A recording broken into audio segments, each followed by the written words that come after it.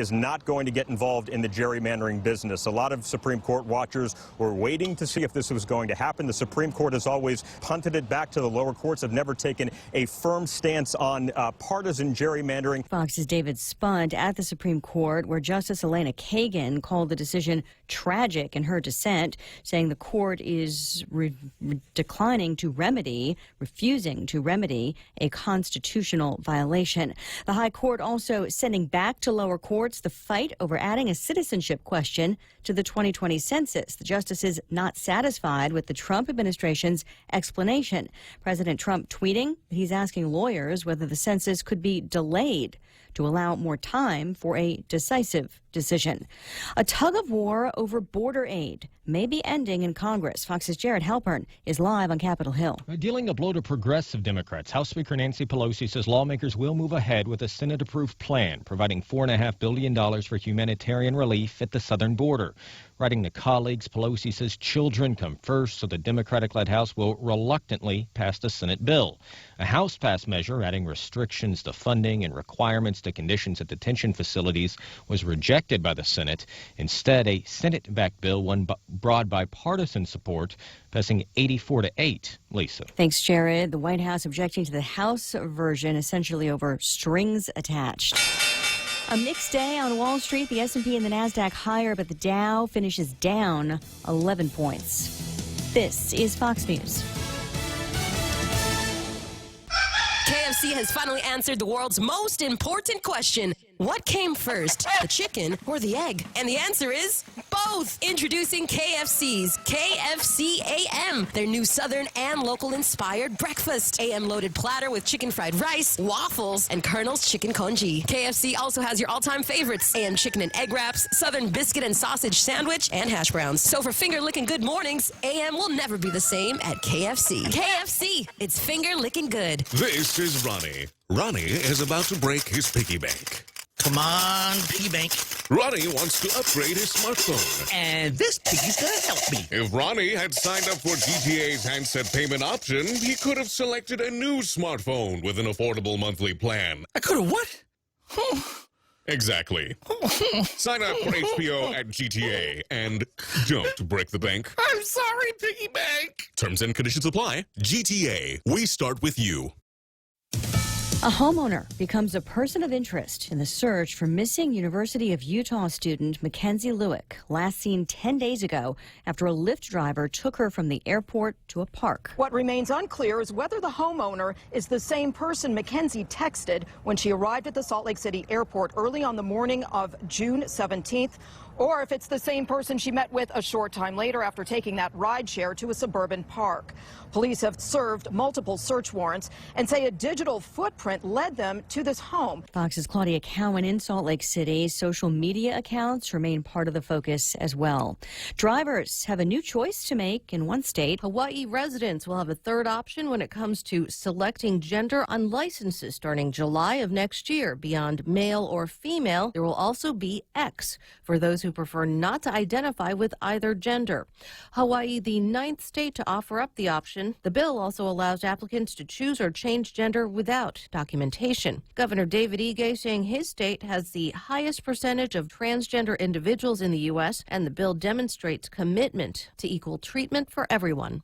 Lillian Wu, Fox News. A popular monthly subscription service is joining forces with Nordstrom. Rent the Runway announcing a partnership with the retailer that aims to draw more foot traffic into the department store while making the clothing rental service more convenient, so it can improve service to existing customers and attract new ones. Rent the Runway drop-off boxes will be placed inside 4 Los Angeles-based Nordstrom stores, while their shoppers can also consult with personal stylists, have clothes altered, or make quick returns. The deal marks Rent the Runway's second tie-up. Last fall, it began putting drop boxes in certain WeWork locations. Fox's Hillary Barsky. Recapping the mixed finish on Wall Street, the Dow down about 10 points, but the S&P and the Nasdaq finish higher. Lisa Brady. This is Fox News. Regardless of your age, Show your eye health may be at significant risk from diabetes, cataracts, glaucoma, and retina problems. A comprehensive eye health exam is key to maintaining your precious gift of sight. Contact Island Eye Specialists to schedule an appointment today. That's 637-2020 or online at islandeyeguam.com. We accept Stay Well, Take Care, Calvo Select Care, and Net Care Health Insurance. Island Eye Specialists. We are your eye doctor. GPSI Guam is a professional services company that is a registered contractor for the federal government. They're an SBA 8A and Hub Zone certified SDVOSB, providing program/project management, administration, technical support, logistics, and commodities. Find out more about GPSI and how they can help you today. For large prime companies, contact GPSI if you need assistance in meeting your small business subcontracting goals at 477-3058. They'll be happy to assist. Business travel just got easier. Take your data plan with you for only $10 a day to all 17 Data to Go destinations. Never worry about additional data roaming charges when you go where your business needs you. The US, China, Thailand, and so much more. Have the assurance you need to check emails, surf the web, and stay connected. Call 688-2677 today to make sure your account is Data to Go ready. Docomo Pacific. Better together. In illness and in wellness, Calvo's Select Care is health care that is there for you. That's why over 80% of the Guam medical community places their trust and insures with us. We offer our members wellness and fitness programs for a healthier lifestyle and provide a comprehensive medical network on and off island to help members from unexpected illnesses. Contact Calvo's Select Care today for more information.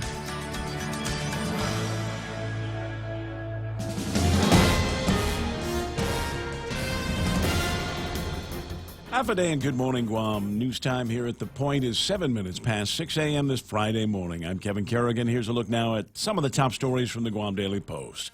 Retired Guam police officer John Tupazna Mantanonia entered not guilty pleas in district court yesterday.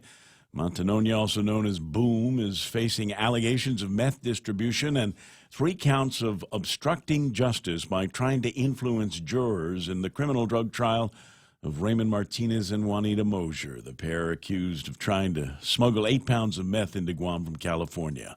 The couple's case went to trial twice, and both times ended in a mistrial after the jury failed to reach a unanimous verdict. Prosecutors then decided to move the case to California. The couple decided to plead guilty to meth distribution charges. District Court Magistrate Judge Joaquin Manabusin yesterday ordered Mantanonia to avoid contact with any jurors and defense attorneys in that Martinez-Mosier case. Mantanonia was released and placed on home detention until his trial begins on August 30th. Funding for the medically indigent program could be cut by as much as 94% in the next fiscal year. The Department of Public Health has only requested $612,000 for the 2020 spending year. That's about $9.8 million less than this year. More than 9,000 people receive health care coverage under the MIP program. The reduced funding for MIP would impact Guam Memorial Hospital as well, which has provided nearly $11 million a year in health care services for the medically indigent, according to a recent audit. During Public Health's budget hearing on Wednesday, Public Health Director Linda DeNorsi said the steep cut in MIP spending is the result of reduced federal funding after September, when Guam's allotted affordable health care money runs out. We'll have more news after this. Travel the world and then some with the 2 million United Miles sweepstakes from First Hawaiian Bank. Enter and you could win the grand prize of 1 million miles or be one of 6 other lucky winners. The world is big. Our prize is bigger. Enter at fhb.com/2 million miles. No purchase necessary. Void where prohibited. Sweepstakes starts on May 1st and ends June 30th, 2019. Open to legal residents of Guam and CNMI. Ages 18 years or older. Visit 2millionmiles.com for official rules. First Hawaiian Bank. Member FDIC. Equal housing lender. Here at APL, our core values give the company its heart and soul. Whether it's connecting your business with our global network through our newly enhanced service or investing our efforts into giving back to the community, APL is committed to serving you. We humbly honor the opportunity to find innovative solutions for you and your business. To learn more about our enhanced service, call 588-4651 or visit www.apl.com/Guam for more details. 10 minutes past 6 a.m. here at The Point. Former Department of Corrections officer Edward Crisostomo, who admitted to smoking meth while employed at DOC, pleaded guilty in district court yesterday to unlawful use of a controlled substance. The charge carries a maximum penalty of 10 years in prison and a $250,000 fine. Instead of prison time, however, Crisostomo is asking the court for only 10 months of home detention with electronic monitoring. Federal Public Defender John Gorman argued the home detention sentence is fair because Crisostomo cooperated fully with federal and local law enforcement following his arrest in August of 2017. He gave full and truthful information about drugs, drug dealing, and official misconduct at DOC, wrote Gorman in his sentencing memorandum. Crisostomo revealed the names of 6 other correction officers who were either active meth users or complicit in other illegal activities at the prison. Crisostomo's sentencing is scheduled for Monday. The criminal case against Mark Anthony Bryan has been dismissed permanently because the defendant's right to be brought before a judge within 48 hours after his arrest was violated. The decision was issued by the Guam Supreme Court yesterday. Chief Justice Catherine Merriman was joined by Justice Phil Carbolito and Justice Robert Torres. Bryan was arrested in 2017 on allegations of stealing a woman's purse from the trunk of her car in front of the American Grocery in Dededo. The woman used her phone to take a picture of the man riding away from her on a yellow and pink moped. Bryan admitted that he was high on Xanax at the time. He was taken to the hospital shortly after his arrest, where he spent 28 days before being brought before a judge to face the allegations against him. The Superior Court found that Bryan's hospitalization was an emergency, excusing the obligation to bring him before a judge within 48 hours. However, the Supreme Court decision points out that Bryan was still not brought before a judge until weeks after the indictment and another 5 days after he was finally released from the hospital. In reversing the Superior Court decision, the justices concluded that evidence of hospitalization alone is insufficient to excuse the 48-hour requirement. For these stories and more, log on to postguam.com or pick up a copy of today's Guam Daily Post. Ray takes a look at weather. Turn that thing down so I can hear myself. Welcome to the program. Thanks very much, Kevin. It would normally be Ray and Mike. Mike's was on the airplane yesterday out to the Philippines. And on Facebook Live. Happy birthday trip. Yes, and a happy birthday trip for him. And if you watch him on Facebook Live, if you're one of the people that follows him on Facebook Live, you will note there's many pictures of the smiling Michael Knight out there. Must have found himself a San Miguel light. All right, so here's the weather that we're talking about. I got partly cloudy skies with some isolated showers today. Winds out of the southeast, 10 to 15 miles an hour with daytime highs about 90 degrees. Watch for the overnight lows to be about 79 degrees or so. Sunrise this morning was about 5:56. Sunset tonight should be, and this is how I can tell I got a different producer in here. I got a different weather forecast here. This one reads 1851. You give it to me in military time. Yeah. Are you testing me? Are you testing me to see if I can make the translation? No, sir. I work with Bob Klitsky, so that's right. He's got me trained. It's Marine time. 1851. And for those of you that are too tired to do the translation on that, we'll call that 651 or so for tonight. Now, taking a look at that, I've got the weather radar up, and I'm going to ask Real Joe to give me his interpretation of what he sees on the weather radar and what the weather conditions could be like for the next hour or so. There's a minimal speckling going on the screen at this time with the occasional color blue, occasional color green. Nice. It looks like we're going to have some hot days ahead of us. Well, it certainly does look like there's going to be some hotness in the forecast. Now, I don't have the regular satellite image up, but I do have the most recent picture of what the satellite looks like from the weather.Jeff's Pirates Cove website, which is one of my go-tos whenever the wind gets a little bit higher than about 25 miles an hour. But as you can see, Guam's still in that area where there's not a whole lot that is happening. So there's some blobage this way, that way, and the other way, but not north of us. And all of those different blobs are conspiring to keep things in our area of the Marianas fairly clear. So I'm not going to make a prediction as to what the weather's going to be like over the weekend, but I will suggest that today might be a great day to see if you can encounter some grill marks. 6:15 in the morning. News and weather together, brought to you by Bank Pacific, where others put branches, they place roots. We have some really great home loan programs, but did you know we have great business loans too? Every day we're working with companies to purchase equipment, to buy or build properties, or make tenant improvements. We offer letters of credit, working capital, and term loans, and we make all of our credit decisions here. Commercial loans, commercial banking from Bank Pacific. Bank Pacific, where others put branches, we place roots.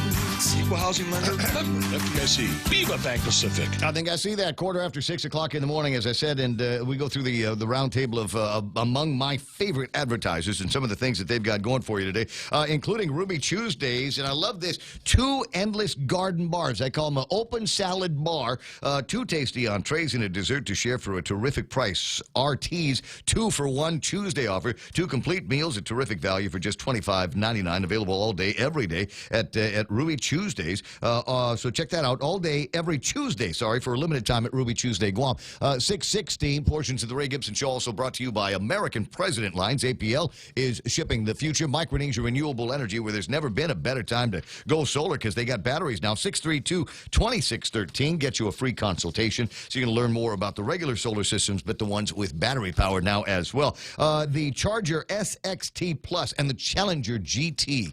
Guys have wanted to be behind the wheel of cars like this since we first got them as little Hot Wheels back when in the 1960s, 1970s. You remember looking at those cars going, one of these days. Well, now you might have a job and a credit rating that might be able to get you behind one of these cars. Find them and get a test drive at Cars Plus in Mighty. The Ray Gibson Show. Morning talk that matters. Call now, 888-TALK. That's 888-8255.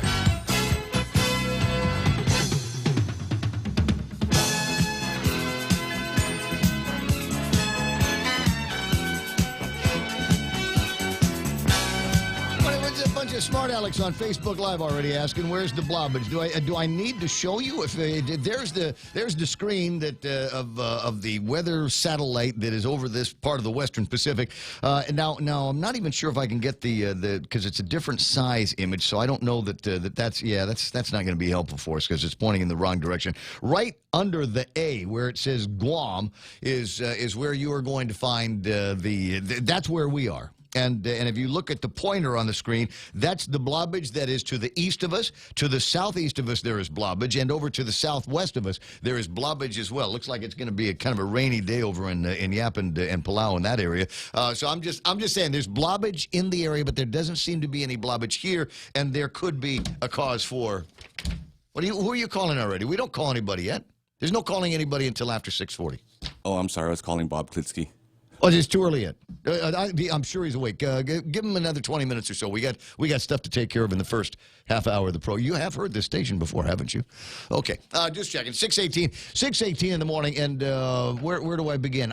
Something about welcoming the broadcast professionals that I have at hand in the studio to their respective microphones, and normally start with Michael Knight, but again, he's out of town. 988-5874. That's 988-5874 is the WhatsApp. You can get a hold of the real Joe Cruz at 888-8255. Again, that is 888-8255. He'll be happy to talk to you and shoot the bull with you for a couple of minutes before he puts you on hold, and then you get all the way into the studio so that you can yak with me on the air on a variety of topics. And if you don't have a clue as to what the great topics for today are, I urge you to go and grab yourself a copy of today's Guam Daily Post. There's always some interesting topics that we can go on. The retired cop there is pleading not guilty. This is going to end up to be a pretty dramatic case when we find out what kind of harassment he had been conducting and communications that he had been conducting with jurors on a couple of particular cases. And then you've got the other interesting story by John O'Connor, a family seeking the release of a drug defendant. This is the Dexter Long case, and this one has already got people scratching their head all over the place. He busted with allegations that he was dealing crystal methamphetamine. What is it, 500 grams of crystal meth the guy had on when he was busted? That's a lot, huh? That is a lot of crystal methamphetamine. It was a big enough backpack and what is it, sleeping bag size amount of crystal methamphetamine, and when they asked him, "Are you guilty or not guilty?" He said, "I'm guilty. Guilty right here, Judge. Guilty. Take me to jail now. I want to go to jail right now. And the judge said no. It'll be overturned by the Supreme Court. Right. If they take the case, the big story in the Fox News was that the Supreme Court in the United States says we're not going to be talking about gerrymandering around here. We'll leave that to Congress in the states. And then also on the front page is a story that normally traffic jams and traffic accidents don't affect my life, but in this case, this traffic jam did have an impact on my. It did. So I was called to a get-together in Tumon.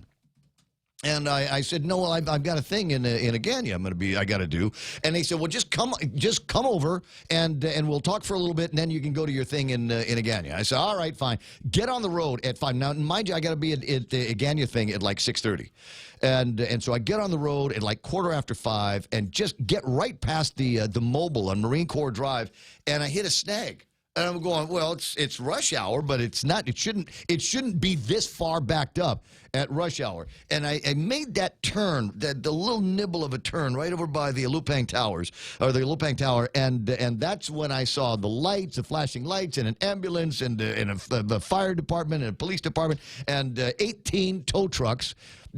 Guam has more tow trucks per capita than any other place in the world, and they were all right there at the same time. And so I turned around, I turned right around, and said, I guess I'm not going to be. And so I probably missed out on $1 million opportunity because of a traffic jam yesterday. But I was able to make it to my 6:30 thing in plenty of time. Anyway, 6:21. It's odd when you see traffic like that, and it really does have an impact on you. Speaking of people that have impacts on me, I'd like to welcome these folks to the show. Cheers song. Where everybody knows your name. Sometimes you wanna go where everybody knows your name. Volume. They're always glad you came. Thank you. You wanna be where you can see our troubles are all the same. You wanna be where everybody knows your name. Yep. Taskmaster Ray here in the studio. All right, top 10 commenters this morning. Ismail is back and back in the lead 3 days in a row. Number 1. There's Nate Horn and Tony and Annette and Pinko. Ada come in number 3. Johnson Nicholas, John B is number 4. I got Pam. There's Juanita, John Ray, Anita Muffness with the Valentine's Eyes, and Albert Eliason and Nick Pulaski round out the top 10. But they're not the only ones that are hanging out this morning on the Facebook Live. We got Lynn Vince, Bora Polino. There's Vivian Cunningham, whose life I'm sure was impacted as a result of that accident, because she was one of the people I was supposed to buddy up with at 5 o'clock yesterday. I got the Smug Wimp is there, Yoich Rengiel, Adonis Mendiola, Tom Tahaji is there, Carlos Barreto, Charlene Marchessault. Good morning to Randy Kruger, and there's Tom saying good morning to everybody. Yoich Rengiel, and yes, Yoich, tomorrow, no, on the 3rd, Carmen Rosario from the trio can come by and say hello. I got Zena Kono there, Cheryl Achai, Donis Mendiola doing an interesting count up here with his emojis. 1, 2, 3, 4, 5, 6, 7, 8 ball, 9, 10. Nice. I like your art. Leah Beth Nahalawa is on, and I see Simon Sanchez goofing off. Lillian Cruz, Francie Salas, Dennis Ben-Sur. Casey, Roel Bejarana, listening out in the state of Hawaii and Oahu, Rico Blancaflor. And did you hear in the Fox News, Hawaii apparently going to be one of the first states where if you don't want to identify as a male or a female, you can now put X on your driver's license. Your gender you can be an X. Interesting. Isn't it? So I'm going to get and I'm going to say it stands for X-Man. Nice. And then it's going to just tick everybody off.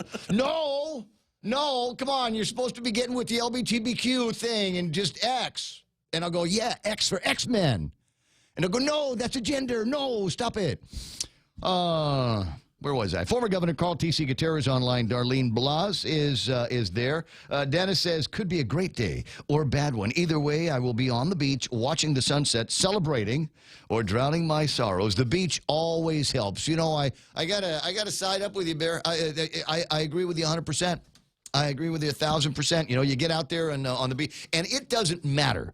It doesn't matter whether you have had a great day or a bad day. The beach would just, it calms everything down. You sit out there at the little cooler with something in it, and listening to the ocean keeps coming back. You know, and it's one of those things. I think it's the serenity of it, but it's the regularity of it. It doesn't matter whether you're having a good day or a bad day. The ocean will always come back and kiss the shore and go back out and come back in and kiss it again. And it's just a nice little thing to watch and be a part of. They say that it might be among the best stress-relieving tools that there is. I remember talking with a cop buddy of mine and asking him, you know, how he dealt with the stress, you know, dealing with bad guys. And you get these domestic situations, which are always stressful for the cops. And worse, you get into these situations, you know, like I'm sure the guys that they pulled over this dude, a DUI the other day, and there were 7 kids in the car, right? There's 7 kids in the car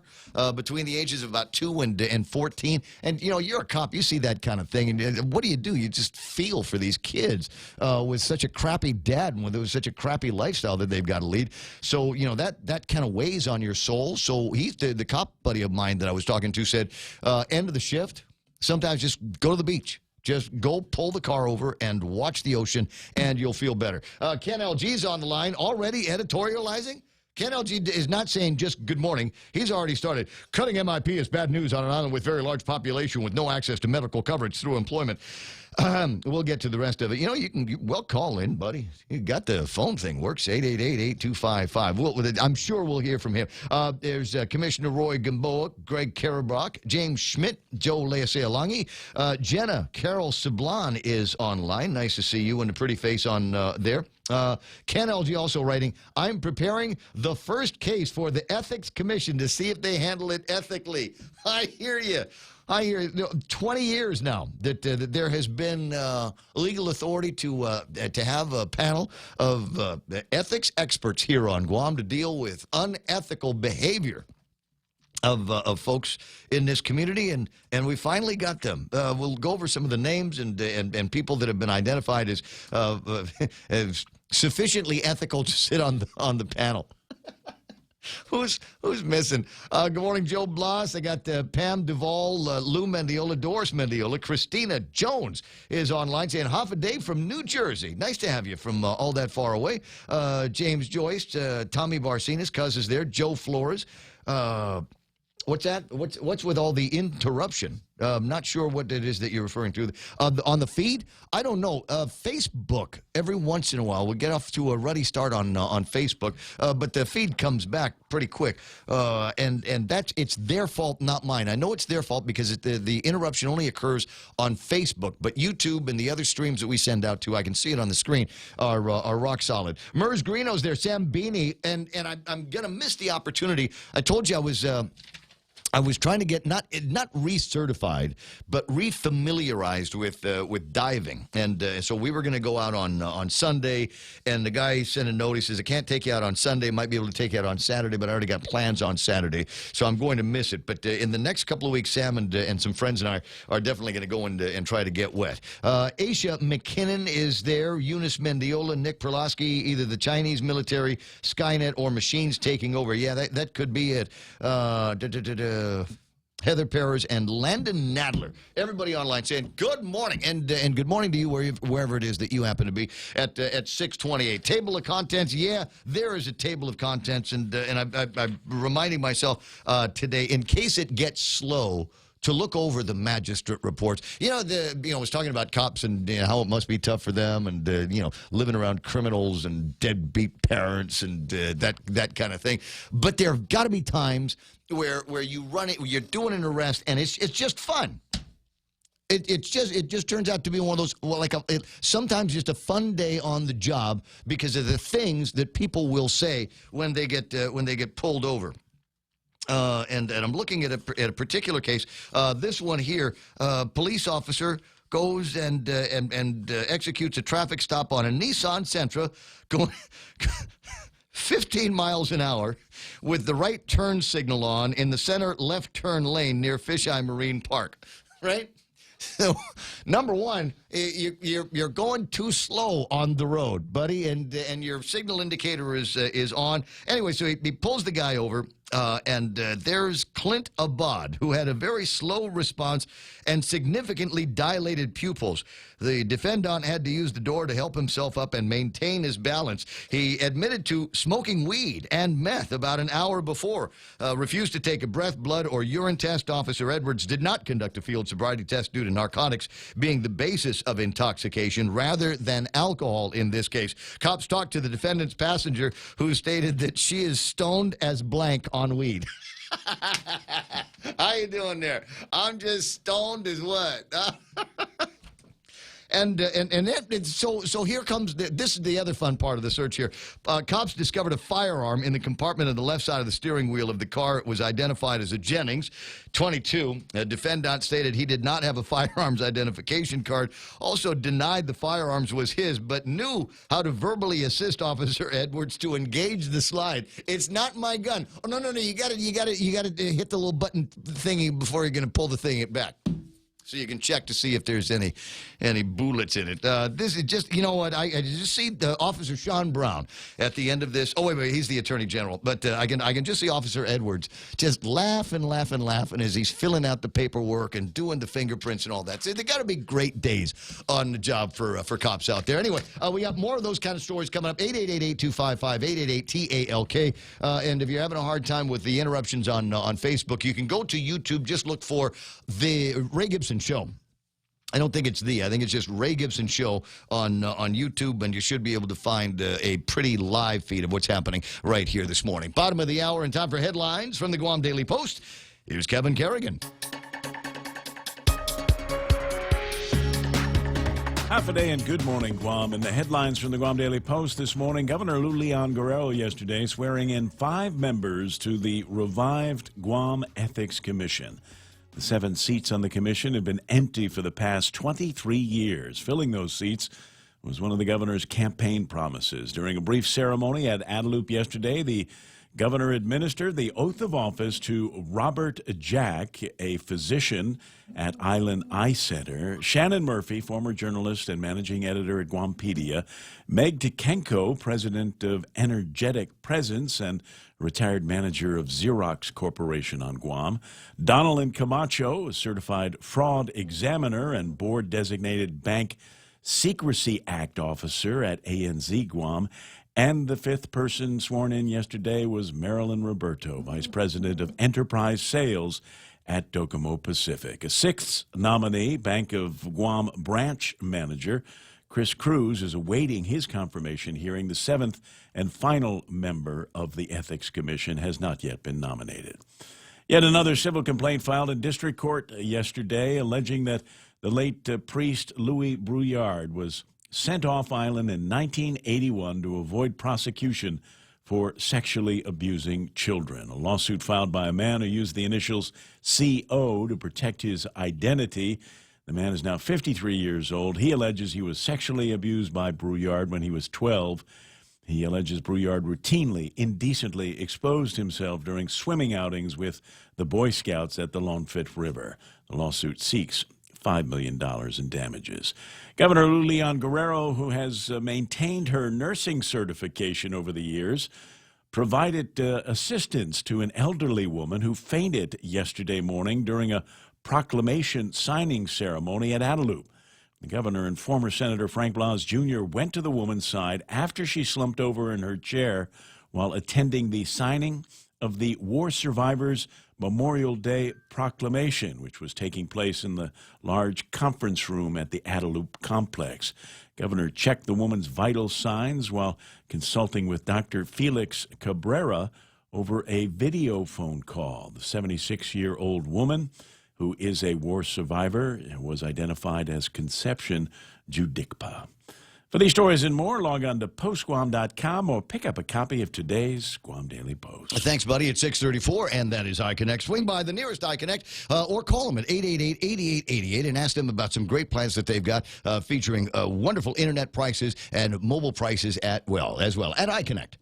When it comes to power and performance, nothing compares to Dodge. And right now at Cars Plus in Mighty, you can save thousands on many Dodge vehicles in stock during our Dodge Performance Days. Like a new 2019 Grand Caravan SE, save $4,250, or save $6,150 on a new Durango SXT. Looking for more power? Take home a new Charger SXT Plus today for only $37,689, or save over $7,000 on a new Challenger GT. Get more power and performance at Cars Plus in Mighty during Dodge Performance Days. Cars Plus, driven by you.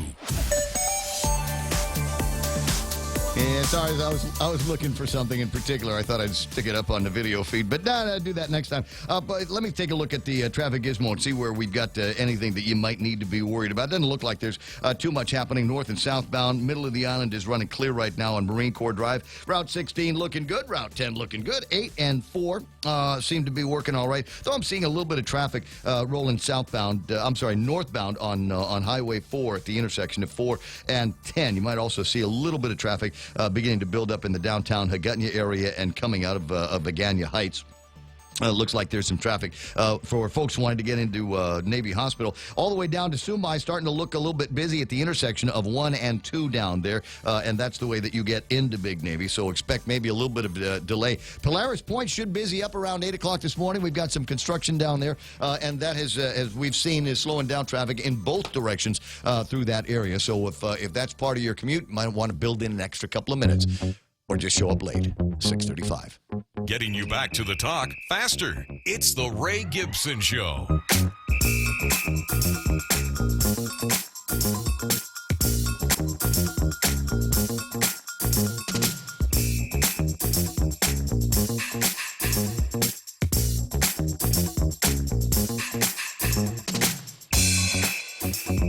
Got me thinking. Ken LG, I got to admit it, has got me thinking. We got this commission out there now, the Ethics Commission, which has been impaneled. You heard Kevin Kerrigan tell you about the names of some of the people that have been identified to sit on it. A couple of other folks that, at least that I know of, one more person who just needs confirmation by the legislature, right? Is that the story on with Chris Cruz?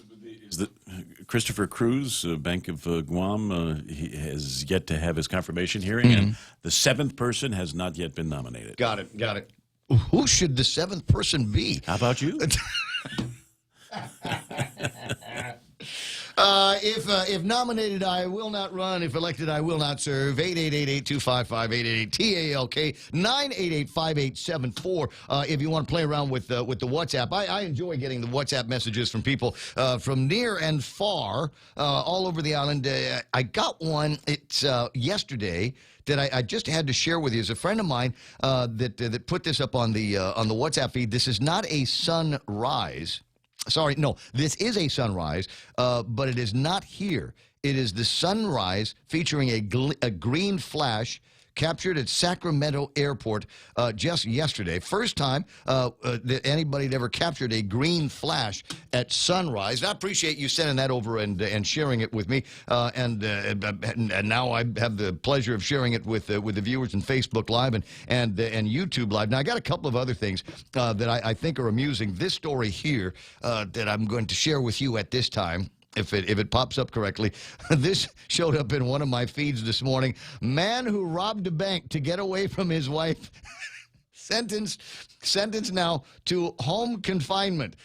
That's justice for you in America, ladies and gentlemen. That's the guy robbed a bank so that he could stay away from his wife. Throw me in jail. Get me out of that house.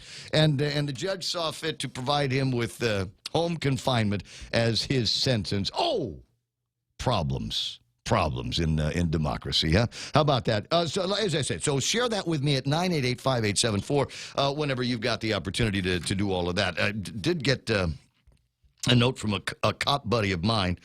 Yeah, morning, Ray. We were all amused at the Clint Abad story down at Agate. By the way, I love this. Thanks very much. I appreciate the additional information. The female passenger who admitted to be stoned as blank to the police officers from smoking weed with Clinton Bond. Apparently, she has 2 outstanding arrest warrants. So all in all, a great day, ladies and gentlemen, for the Guam Police Department. Here's the problem, though, is watch what happens with this case. Watch what happens is because we got a caller now on a guy driving under the influence. I'm pretty sure on that. I just got to go and figure out how to conduct the test to figure out exactly what it was, weed and crystal methamphetamine, that kind of thing. And then we've got the weapon. I don't know that it's registered, but it certainly wasn't registered to him. Didn't have the appropriate identification on the weapon. And then we've got the girl with the 2 prior arrest warrants that are out on her. I just wonder what's going to happen. Which judge are they going to get in front of that says, okay, all right, you've been busted, and you're in big trouble. You got a gun charge on you. You got a driving while under the influence, and you have got a couple of arrest warrants that you haven't shown up for. You're here now. If you say you're sorry, or if you tell me a good story, or if you sing me a song, I'll let you out. What do you say? Which judge is it going to be? So keep an eye on the name here. Abad is the last name of the perp here. Keep an eye on that, and keep an eye on the headlines in the news as it comes out to see what happens. I love this. My favorite term that I learned from my legal buddies. What the disposition of this case turns out to be. In 20 minutes, it'll be 7 o'clock in the morning. It's the Ray Gibson Show on 93.3. You will hear, and it is a progression of fixes. Plan A. Is still suffering as a result of some interference from God knows what. And Plan B worked for a little while, and that eventually failed. I'm now on Plan C of the make sure that you can hear 93.3 on the radio loud and clear. So I've got the loud part down, but it looks like we're still having some issues with the audio syncing properly. So every once in a while you'll hear something like that in the conversation. And all I can say is it's a work in progress, number one, and thank God it's not music, because that would just make it nuts. Unless you're one of those people that considers my voice musical. You'll note that this has no effect on the Bob Klitsky program at 4 o'clock here on 93.3 The Point. Good morning, Judge Klitsky. How are you? Real good, Ray. Yourself? You know what? Never better. Thanks very much for asking. I am, in fact, living the dream. I know the feeling, Ray. As I think we all are. Though I will admit to laughing out loud while you were trying to get a word in edgewise with Jack yesterday. Yeah, he kind of jacked up the conversation, didn't he? Yeah, even after you agree with him, he still likes to fight, doesn't he? He does. It's crazy that way. Hey, so I wanted to get your thoughts on this ethics commission that apparently now we've managed to find 6 ethical people, and with 5 ethical people, we got a couple more that they're looking at, and so I wanted to get your thoughts on now that we've got people there, what is it exactly that we expect them to do? Well, what they're supposed to do and what we expect them to do might be 2 totally different things, Ray. But what they're supposed to do is they're supposed to set up, of course, we elect their chairman, adopt their rules, and they are supposed to entertain complaints about ethical violations or entertain those on their own motion, take evidence, reach conclusions, and if they conclude that a criminal statute was violated, send it off to the Attorney General. If not, they notify the agency from which the employee which the employee works of the ethical violation, and the leader of that agency is able to apply appropriate discipline. That's what the statute says. Now, off the top of your head, can you think of any recent issues that have been floating around in the government of Guam that this ethics commission might want to begin looking at by way of, just kind of priming the pump? I can think of something that they might want to look at, but probably need not engage in, and that would be the 3 senators who went to Taiwan. There you go. On Taiwan's nickel. In apparent violation of statute. Of the statute, the same, Chapter 15 of Title 4, the same statute that sets up the Ethics Commission, et cetera. But, by crazy coincidence? Yeah, but whether or not the Ethics Commission can actually have any impact on elected members of the legislature is one of the questions I suppose that will be answered sooner or later. But my initial reaction is to say probably not. Well, we're also talking about the placement and the creation of rules and regulations. About how long do you think that process might go? Well, you know, the statute creates a naked commission. Yeah. No staff, no attorney, no historical record upon which to build. So it could take an awfully long time, and a lot of it's going to depend on how much juice the most influential members of the commission have to see if they'll be able to fill in the gaps in the statutory mechanism that created them. It kind of reminds me of the Education Surahano position a few years ago, you'll recall? Well, I hope it won't be that bad, because the Education Surahano was a waste of time from the beginning. It was supposed to be a cushion between parents and the courts that would sort of dampen bad tempers created by shortfalls in the Department of Education. That's the only reason it was created, and it was completely ineffective.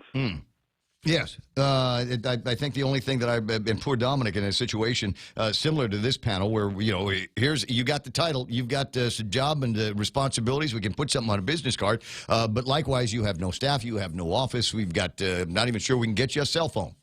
Well, and the statute was so poorly worded. The statute said that one could not file a claim with the Attorney General in order to kick off the litigation provisions of the Every Child Act until he had exhausted his remedies with the Surahano.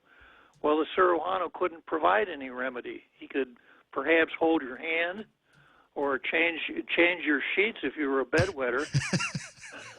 Picking up on a Ray Gibson analogy here. But that was it. He had no authority, and I don't think he even understood what his job was, because the forms that he put out related only to the Department of Education, whereas the Every Child Act relates to the entire government. Richard Leon is online here. It says ethics isn't a Chamorro word, therefore white collar exists in the government of Guam, and I suppose that there might be something to that. Is this should we look at this ethics commission the same way that we would look at some kind of white collar crime commission? Are they going to have that kind of juice, or do you think it's going to be all touchy-feely at the end of it? I have a feeling it'll probably be all touchy-feely, because there is this proclivity to not say something bad about someone. You know, a paint store is robbed, and you catch X outside the door of the paint store, and his hands are red. and you ask people, what should we do with that guy? Well, I don't know. You know, he's innocent until proven. You know, we don't know who did it, and he deserves a fair trial, etc. Yeah. Well, he's got to provide for his family, and so we're going to put him on pretrial release and never see him again until he comes back, until he's arrested for robbing the other paint store. Exactly. So the Ethics Commission, in order to really function, probably needs an executive director who has the mentality that causes him to pull his cap down low over his eyes and be out looking all the time for government employees who are doing something they're not supposed to be doing, and bringing those things back to the Ethics Commission and treating the Ethics Commission with some really good staff work. And then counsel who would be able to advise them how to navigate their way through statutory pitfalls so that they could make a finding. And the real power of the Ethics Commission, if it's effective, is going to be in exposing unethical behavior, not so much as punishing it, but exposing it. Yeah. Well, but if you're the boss of the ethics commission, which side of the table do you sit on? I mean, I'll give you a recent example, they have charged Linda Uggan, the SHPO, with unethical and disgraceful behavior by going the wrong way down a one-way street and having somebody use a company car to deliver her personnel appeals or whatever it was to the Civil Service Commission. Now, does the ethics commission sit on the side of Linda Uggan? Does it sit on because she believes that she was wrongfully terminated, or does it sit on the side of Richard Ibanez, who believes that Linda acted in an unethical manner? Well, this is what I consider to be a flaw in the setup, and it may be unavoidable, and that is that the Ethics Commission is not an adversary tribunal. It's an inquisitory tribunal. The Civil Service Commission is an adversary tribunal. So in the case of Linda Uggan, Richard Ibanez's counsel will be prosecuting the case, and Linda Uggan will be defending. And our Anglo-American system of law holds that this is the best way to get at the truth. Two people going at it hammer and tongs from opposite sides. An inquisitorial tribunal is one where you don't have two parties. It's up to the tribunal itself to do the investigation and come up with conclusions. The adversarial system is very common in every place the Brits went, but that's about the only place. The rest of the world goes along with what's called the civil law system, which is inquisitorial. The Election Commission is a fine example of an inquisitorial commission, and their performance on matters of misconduct, in my estimation, was horrible. They were always looking for the, quote, right answer, not the correct answer. Yeah. In other words, how do we get this thing out of our hair as fast as we can without pissing anybody off so we can go on to something else? And my fear is that the Ethics Commission may turn into the same sort of an operation, because there won't be that aggressive prosecutor bringing these matters before it and urging them to reach a particular result. And I think that's, if you think about it, I suspect that's what the people genuinely want to be able to see, is somebody, as you point out, that will look at an issue and say there has been an ethical violation of ethics here, and the way that you should be doing your job, your business for the taxpayers of Guam, and you're simply not doing it, and it might be rise up to the level of criminal nature.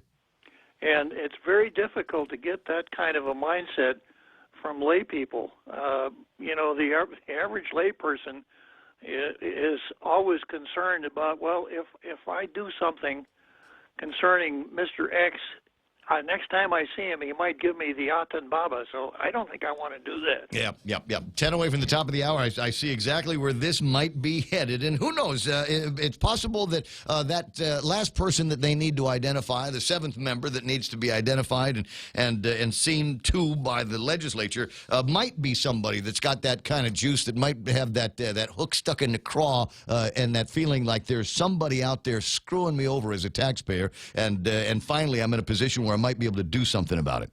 That guy could have, they could have. No, it's X. According to the state of Bob, according to the state of Hawaii, it's now X. You can identify on your driver's license application as either a male or a female or an X. How about they? They now is that singular possessive pronoun? Yeah, they. You have to use they for the third person singular. As an example, this morning you have a producer that also has produced for Tall Tales, and they are pretty good at what they do. Yeah, it was so far so good. It's not a complete disaster just yet, but it's still early. Yeah. only the first hour of the Give show. him time. Give him some time, absolutely. Buddy, I'll talk to you pretty soon. Bob Klitsky of the Tall Tales program starts in earnest at 4 o'clock in the afternoon. You want to hear the rest of the Tall Tale riff on the Ethics Commission and more. And I got a note. One of our mutual listeners sent a note telling me that he was stuck in the car listening to you yesterday. 45 was just supposed to run into the store, and you were late in the program and doing all your cards, and he said he could not get out of the car because you'd go from one thing to the next, and he was just enraptured by your conversation. Yeah, well, one of the hooks in Tall Tales is that it's rather enchanting, Ray. Exactly the word I was looking for. The judge, Bob Klitsky, you hear him at 4 o'clock this afternoon. I'll see you, buddy. Have a good weekend. Kiss to Auntie Lou. Thank you, Luke. Thanks, Ray. See you later. 888-8255-888-TALK. Great way to start the morning.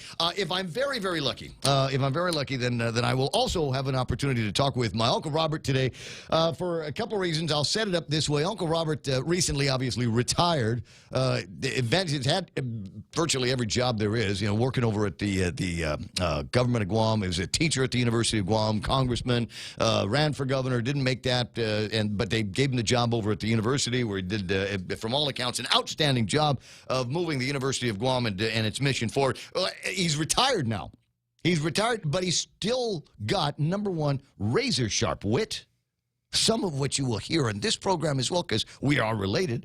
But he's got that, and I also want to make sure that he's got somebody to talk to about stuff besides his wife. So that's why we reach out to him at least once a week when we can to see what his thoughts are on a variety of topics and issues. It's always a surprise. I never tell him what it is that we're going to be talking about. I just go in and topic 1 through 5, and then just get his thoughts on that. We riff on it for a couple of minutes. So if I'm very lucky, I'll have a chance to do that here in the program today. In the meantime, other items on the table of contents and stuff that I promise I'm going to try to get to today. And can I just start with this? I'm wondering if there's an ethical violation here. Now that we've got an ethics panel, something for them to look for. It's an ad. But it's an ad in the paper for the House of Cards over at the Carnival. And so they're taking out an ad touting the card games that they can play: Texas Hold'em, Blackjack, Baccarat, Pusoy, Monte, Super Six, Pacific Poker, and Dragon Tiger. None of these games outside of Blackjack. Blackjack is the 21, right? That's the one where the cards in the win over 21 is a bust. Okay. That's the only one of the games that on this card that I know how to play. All of the rest of them, they're off, and I hear the references to things like Texas Hold'em. Clueless as to how to play that. That's a good thing. Yeah, probably. See, and I know, so I don't go to that table when it's time for gambling. But anyway, I'm just kind of curious as to if it is within the rules and regulations of the House of Cards and the gambling and the gaming to conduct some kind of advertising. Are they are they? Is this a sign that they're not getting enough business over at the House of Cards, over at the Liberation festivities? That they're taking good Liberation money and buying ads for it, as opposed to, wait a second, I thought, wasn't that supposed to go to, I don't know, Jeff Cook's charity of choice? So I'm wondering if there is some kind of an ethical vibe. But if that's what you're into, and they give the hours, drawing, they're giving away a 2019 GMC Canyon car. So that's what you can win if you win the House of Cards Texas Hold'em Grand Drawing that you can play over at the House of Cards, the House of Horse and Cow. No, House of Cards. Or as Ray likes to call it, it's a horse and cat. 6:57 in the morning, 888-825-5888-TALK. I don't have time to play it now. But there might be a couple of videos that I play for you this morning. One of them I can give you a tease. One of them I can give you a little bit of a preview on if Facebook Live is going to be stable enough to play it. Otherwise, you can catch this on with the YouTube Live or thepoint.gu on the World Wide Web, or the Guam Daily Post website and app, where they have got a copy of the video stream playing as well. But I've got from a couple of buddies, I did get this.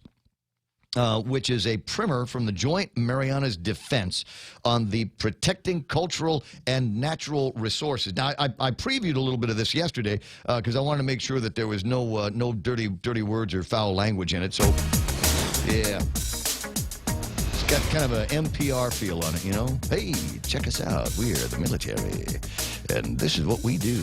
Just as we take seriously Yeah. our charge to defend the homeland. I got to get the actual link Guam's precious natural because it's not resources. playing. Go ahead and cut the guy off. Catherine Cruz Norton's voice is on this. For those of you that just absolutely loved it when she read the news. I don't think it's in there right now. But anyway, I'll play the whole thing for you later on. The idea, of course, from the guys over at the military is stop getting mad at us because we're not bulldozing anything. And, oh, by the way, this is what we actually do when we find a shard. This is what we will do when we find Chief Kufuor's booger pile. And there's a guy, and we'll set up a perimeter, and it will be guarded, and we'll take that booger pile and we'll do something spectacular with it, or in the very least we'll save it until we get the repository, and then we can make it so that school kids can come in and see what we have found in that is not necessarily pristine environment, but that's what they've got, and so that video will tell you a little bit of that story. We also got word yesterday with some questions back and forth between members of the what am I looking for? Journalist, news person community. We got word from Chirag over at Tina Rose Munya Barnes' office, and this is going to be great. Give us something to look forward to. There ought to be a speaker's address available at some point soon. That's my understanding, which will answer a variety of questions on issues that are floating around the speaker's office right now. And I'm not going to tell you whose eyes are rolling. Could be everybody's. I don't know. But it's all ahead. Really, I got to stop talking because Fox News is playing? Okay, we're KUSG. I got you. Be back. Adding a citizenship question, at least for now. For months, the president and his team, including Commerce Secretary Wilbur Ross, have tried to get this question on the 2020 census. They say the forms are going to be printed out at some point over the next few weeks. That's why they felt that there was a rush to get this done. But the justices said they basically didn't feel that the Trump administration made the correct argument to get that citizenship question on the census. Fox's David Spunt at the Supreme Court. Opponents of asking about citizenship say it could lead to an undercount and then underfunding and underrepresentation of heavily immigrant communities. President Trump says he'll ask if a census delay is possible. The Supreme Court also today rejecting 2 gerrymandering challenges, saying how congressional maps are drawn should largely be left up to the states, not federal courts. 10 more of the president's potential challengers will debate each other 4 hours from now in Miami. Fox's Evan Brown is there live. At least the next round of Democratic candidates will try to get America's attention tonight. California Congressman Eric Swalwell will be at a podium all the way stage left. Well, I want to be prepared but not rehearsed. I'm going to be myself. It's an opportunity to introduce myself to the country. Also to show just an hour south of Parkland, I'm the only candidate who has a plan that would have prevented Parkland with a ban and buyback of every single assault weapon. At the very center of the debate stage will be both former Vice President Joe Biden and Vermont Senator Bernie Sanders. Lisa. Meantime, Evan, on Capitol Hill, the House now voting on the Senate's version of humanitarian aid for the southern border. Some House Democrats wanted tighter restrictions on use of the money, but House Speaker Nancy Pelosi says the children come first, writing to colleagues that the House will reluctantly pass the Senate bill. This is Fox News. Let's see now. Fast, easy, affordable. That's the best way to describe my home loan at Bank Pacific. Fast because we give quick decisions. Easy because we've cut back on the paperwork. Affordable because today's home loan rates are still so low. So see us today to refinance or consolidate or to buy or build your new home and save yourself some money. Bank Pacific, where others put branches, we place roots. Equal housing lender, member FDIC. Viva Bank Pacific. Hey, it's Mom. Somebody forgot to thaw the chicken, so meet us at Chili's for 2 for $25. Oh, and congratulate your sister for making the basketball team. She's thrilled. Love you. See you at Chili's. Enjoy 2 full meal combos for $25. An appetizer, 2 mouth-watering entrees like our crispy chicken breast, smoked barbecue quarter leg, or smoked jalapeno cheddar sausage. Served with corn on the cob and french fries. 2 bold combos for $25. A full-on meal deal available nightly for a limited time. Together, we Chili's. President Trump set to begin the first of two busy days in Japan a few hours from now. He starts it off with a bilateral meeting with his host, the Japanese Prime Minister Shinzo Abe, with whom he has a very close relationship. He will then meet with Prime Minister Modi of India. The president not happy about India slapping tariffs on U.S. goods. He'll meet with Angela Merkel, the Chancellor of Germany, and Vladimir Putin of Russia. They're also throwing in there a bilateral meeting with Jair Bolsonaro, the new president of Brazil. But of course, it's the big meeting on Saturday with Xi Jinping that everybody is talking about. It could well determine whether trade talks could get back on track or remain derailed. Fox's John Roberts. In Osaka, the U.S. had accused China of reneging on previous concessions in the talks. All of this on the sidelines of the G20 summit. A person of interest and search warrants at a Utah home on day 10 of the search for University of Utah student Mackenzie Lueck. Police have not identified this person of interest and say they will only release a name when and if they make an arrest. But we have just learned a brand new adjustable massage bed was delivered to that home, and this coming just days after the owner gave away a mattress, selling it online, essentially giving it away. And now they want to get a hold of this mattress, get it to a crime lab, and run it through forensic tests. What remains unclear is whether the homeowner is the same person Mackenzie texted when she arrived at the Salt Lake City airport early on the morning of June 17th, or if it's the same person she met with a short time later after taking that ride share to a suburban park. Fox's Claudia Cowan in Salt Lake City. Police do not need a warrant to draw blood from an unconscious DUI suspect. That's a 5-4 ruling from the U.S. Supreme Court today. It upholds a Wisconsin law that says consent to a blood draw is implied for people driving on a public road. I'm Lisa Brady. This is Fox News. Regardless of your age, your eye health may be at significant risk from diabetes, cataracts, glaucoma, and retina problems. A comprehensive eye health exam is key to maintaining your precious gift of sight. Contact Island Eye Specialists to schedule an appointment today. That's 637-2020 or online at islandeyeguam.com. We accept Stay Well, Take Care, Calvo Select Care, and NetCare Health Insurance. Island Eye Specialists. We are your eye doctor. In illness and in wellness, Calvo's Select Care is health care that is there for you. That's why over 80% of the Guam medical community places their trust and insures with us. We offer our members wellness and fitness programs for a healthier lifestyle and provide a comprehensive medical network on and off island to help members from unexpected illnesses. Contact Calvo's Select Care today for more information.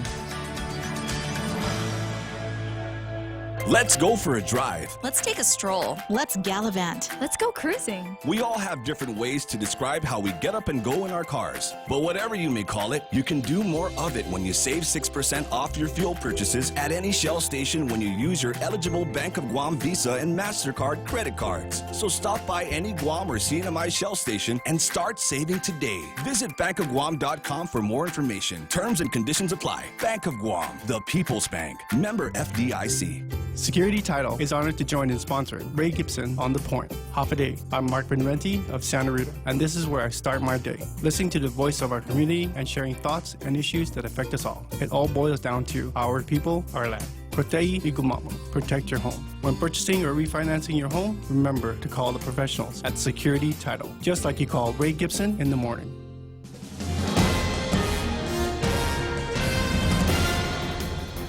Half a day and good morning, Guam. News time here at The Point is 7 minutes past 7 a.m. this Friday morning. I'm Kevin Kerrigan. Here's a look now at some of the top stories from the Guam Daily Post. Retired Guam police officer John Tupazna Montanonia entered not guilty pleas in district court yesterday. Montanonia, also known as Boom, facing allegations of meth distribution and 3 counts of obstructing justice by trying to influence jurors in the criminal drug trial of Raymond Martinez and Juanita Mosier, the pair accused of trying to smuggle 8 pounds of meth into Guam from California. The couple's case went to trial twice. Both times ended in a mistrial after the jury failed to reach a unanimous verdict. Prosecutors decided to move the case to California, and the couple then pled guilty to meth distribution charges. District Court Magistrate Judge Joaquin Manabusin yesterday ordering Montanonia to avoid contact with any jurors or defense attorneys in that Martinez-Mosier trial who were involved. Montanonia was released yesterday and placed on home detention until his trial begins on August 30th. Former Department of Corrections officer Edward Crisostomo, who admitted to smoking meth while employed at DOC, pleaded guilty in district court yesterday to unlawful use of a controlled substance. The charge carries a maximum penalty of 10 years in prison and a $250,000 fine. Instead of prison time, however, Crisostomo asked the court for just 10 months of home detention with electronic monitoring. Federal public defender John Gorman argued that home detention is fair because Crisostomo cooperated fully with federal and local law enforcement following his arrest in August 2017. Crisostomo gave full and truthful information about drugs, drug dealing, and official misconduct at DOC, wrote Gorman in his sentencing memorandum to the court. Crisostomo revealed the names of 6 other corrections officers who were either active meth users or complicit in other illegal activities at the island's prison. Crisostomo's sentencing is scheduled for Monday. We'll have more news after this. Family Finance has been serving the people of Guam since 1959, and they'll continue to be there for you in the years to come. Whether you're looking to get a personal loan for that summer vacation or paying off those long overdue bills, Family Finance has got you covered. Apply for a personal loan from $1,000 up to $3,600 by calling Family Finance in Agutya at 475-4545, Upper Tumon at 647-5626, or in Dededo, 633-4473. Family Finance, serving the people of Guam since 1959. KFC has finally answered the world's most important question. What came first, the chicken or the egg? And the answer is both. Introducing KFC's KFC AM, their new Southern and local-inspired breakfast. AM-loaded platter with chicken fried rice, waffles, and Colonel's chicken congee. KFC also has your all-time favorites, AM chicken and egg wraps, Southern biscuit and sausage sandwich, and hash browns. So for finger-licking good mornings, AM will never be the same at KFC. KFC, it's finger-licking good. 10 minutes past 7 a.m. here at The Point.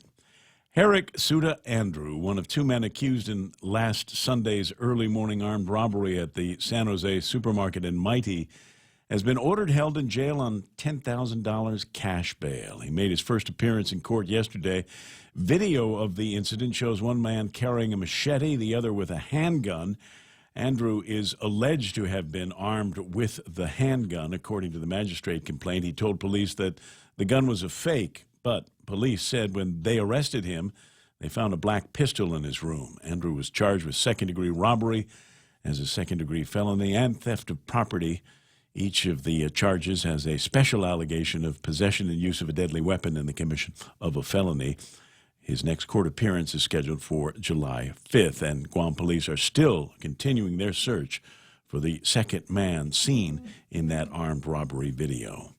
Governor Lou Leon Guerrero yesterday swore in 5 members to the revived Guam Ethics Commission. The 7 seats on the commission have been empty for the past 23 years. Filling those seats was one of the governor's campaign promises. During a brief ceremony at Adelup yesterday, the governor administered the oath of office to Robert Jack, a physician, an ophthalmologist at Island Eye Center, Shannon Murphy, former journalist and managing editor at Guampedia, Meg Tikenko, president of Energetic Presence and retired manager of Xerox Corporation Guam, Donalyn Camacho, certified fraud examiner and board-designated Bank Secrecy Act officer for ANZ Guam, and Marilyn Roberto, vice president of enterprise sales at Docomo Pacific. A 6th nominee, Bank of Guam branch manager Christopher Cruz, is awaiting his confirmation hearing. The 7th and final member has not yet been nominated.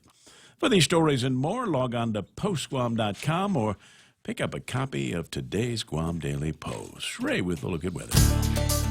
So I feel bad doing the weather forecast here because we don't have Mike to throw in words, sublimation and polar vortex and bomb cyclone. We don't have any of that extra vernacular here. Well, you just did. Now you can tell us what they all mean. Today, partly cloudy and isolated showers, winds from the southeast with about 10 to 15 miles an hour. Should go lighter than that once the sun goes down. Expected highs today about 90 degrees. Sunrise this morning was at 5:56, maybe a little bit later tomorrow morning. Sunset tonight will be at 18:51. And for for those of you that are not Bob Klitsky Marines, that's 6:51 this evening is when we're going to be able to watch the sun go down. A recommendation is, as we did last hour, is that you go find some place where you can see the ocean and the beach and the cooler at the same time, and go and enjoy the sun. My buddy Mark, I got to put this on. No, hold on a second. I got to get the thing up on the screen, and so you can see. I got a friend, Mark Lopez, and Mark's I like Mark for a couple of reasons. One of them is because his wife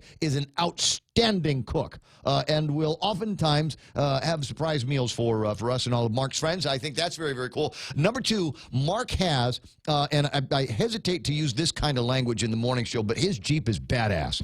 I just got to say, it's just, you look at this thing, it's this monster Jeep going down the road, and it's got lights virtually everywhere on this thing, and it just looks so awesome as it comes down the road. And another reason to like my buddy Mark is he's an awesome photographer as well. He took a picture of sunset last night, and it's on Facebook Live and YouTube Live for you right now, as you can see. And it's just a spectacular shot. All of the different colors that we're used to, and even a couple of other surprise colors that pop up. And is that a little star I see off in the? No, I'm sorry, that was just a booger on the screen. But it's just a terrific shot. You can find that on Facebook. He didn't actually send it to me. I found it on Facebook, and I thought I'd share it with you because it's a beautiful sunset picture. And this show, frankly, has got to be more than just political gossip and smart aleck comments. Every once in a while, I feel like I've got to enrich you by putting some pretty art up there, and that's the contribution from Mark Lopez through me and Facebook. Now, take a look at something else that you might need to be aware of, and that is the weather. We do have an actual weather image here that I can play for you. At least I thought I did. I moved the tab. Love computers, don't you? All right, so there is the weather radar, and now I can't do the Michael Knight thing and give you exactly what it is I'm looking at. I'm just telling you that there's nothing from the east where the wind seems to be moving clouds in our direction. They're moving, and as they get closer and closer to Guam, they kind of disappear. It's like the Chinese have got some kind of make the clouds disappear thing out there, and so they're vanishing before they get to us. There might still be some clouds over the island. He calls that the island effect, and that's what we've got for you. I might be able to put up the satellite imagery from the Pirates Cove, which is going to tell us basically the same thing, that there's clouds, but they're nowhere near us. So grill marks today, I believe, for sure. Maybe a little something over the weekend. 7:15 in the morning. That's news and weather together here on The Point. Business travel just got easier. Take your data plan with you for only $10 a day to all 17 Data-to-Go destinations. Never worry about additional data roaming charges when you go where your business needs you. The US, China, Thailand, and so much more. Have the assurance you need to check emails, surf the web, and stay connected. Call 688-2677 today to make sure your account is Data-to-Go ready. Docomo Pacific. Better together. Roger, 7:16 in the morning, portions of the Ray Gibson Show, the really fun and artful parts where I play my friend Mark Lopez's picture. Brought to you by guys over at Micronesia Renewable Energy. There's never been a better time to go solar because now they can attach batteries to your solar parts. Their American President lines, APL is shipping the future. Cars Plus, where they're still waiting on you to come up and enjoy the performance days. Now, we're getting close to the end of the month, and I suspect they might be doing something else next month. So take advantage of the great deals that they've got on Chargers and Challengers, 1.99% APR. You're going to love not the retirement plan, but the maintenance plan that they've got on the vehicles as well. And swing by Ruby Tuesdays, the best starters for lunch and dinner, priced to please, and brand new RT, your Ruby Tuesday favorites, the dips and wings, burgers and tacos, steaks and salmon, and those come with toppers and more, available for a limited time at Ruby Tuesdays, Guam. It's the Ray Gibson Show. Morning talk that matters. Call now, 888-TALK. That's 888-8255.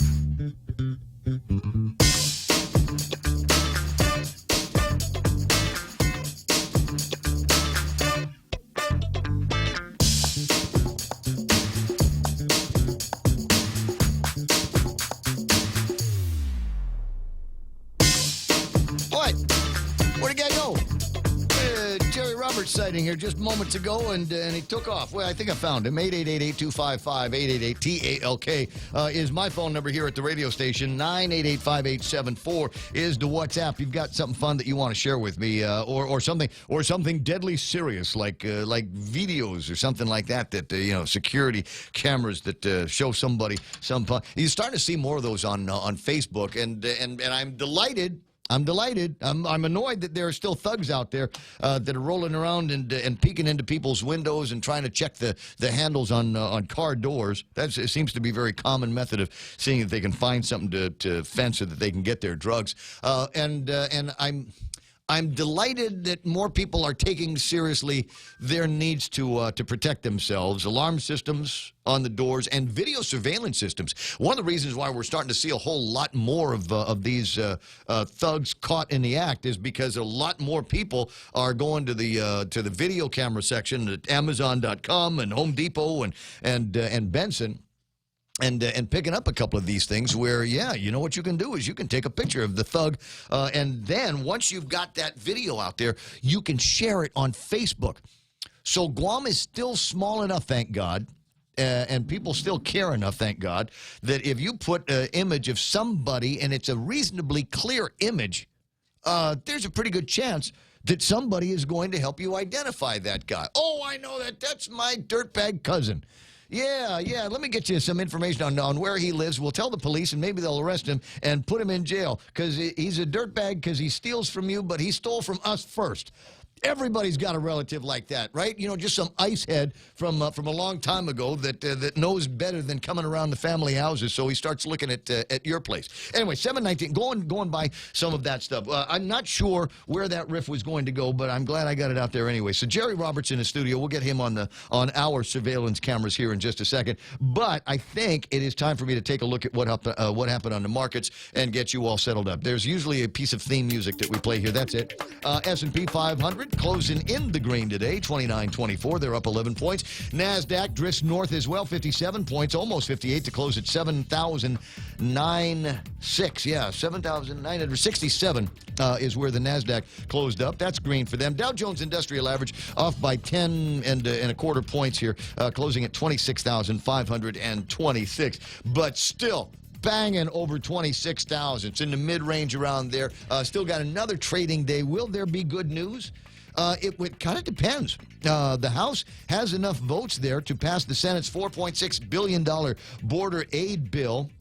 The Democrats are fighting over this. The House version of it was all unicorns and rainbows. The Senate's a little bit more serious and could actually get that humanitarian crisis dealt with a little bit better down in the southern states. There was a crazy story yesterday that was floating around. There's this furniture business, and they've got a contract with the federal government. And the contract would have called for this furniture company to make a whole bunch of furniture, beds and things like that, to send down to where this humanitarian crisis is. And their employees of this company walked out in protest that the company had this contract with Donald Trump. And I'm scratching my head going, wait a second, you guys are walking out on an opportunity for your company to build beds and mattresses and things like that for the very people that you want to help. And this makes absolutely no sense in this topsy-turvy world that we find ourselves in. But that might be good enough news that could get the market singing a little bit higher tomorrow.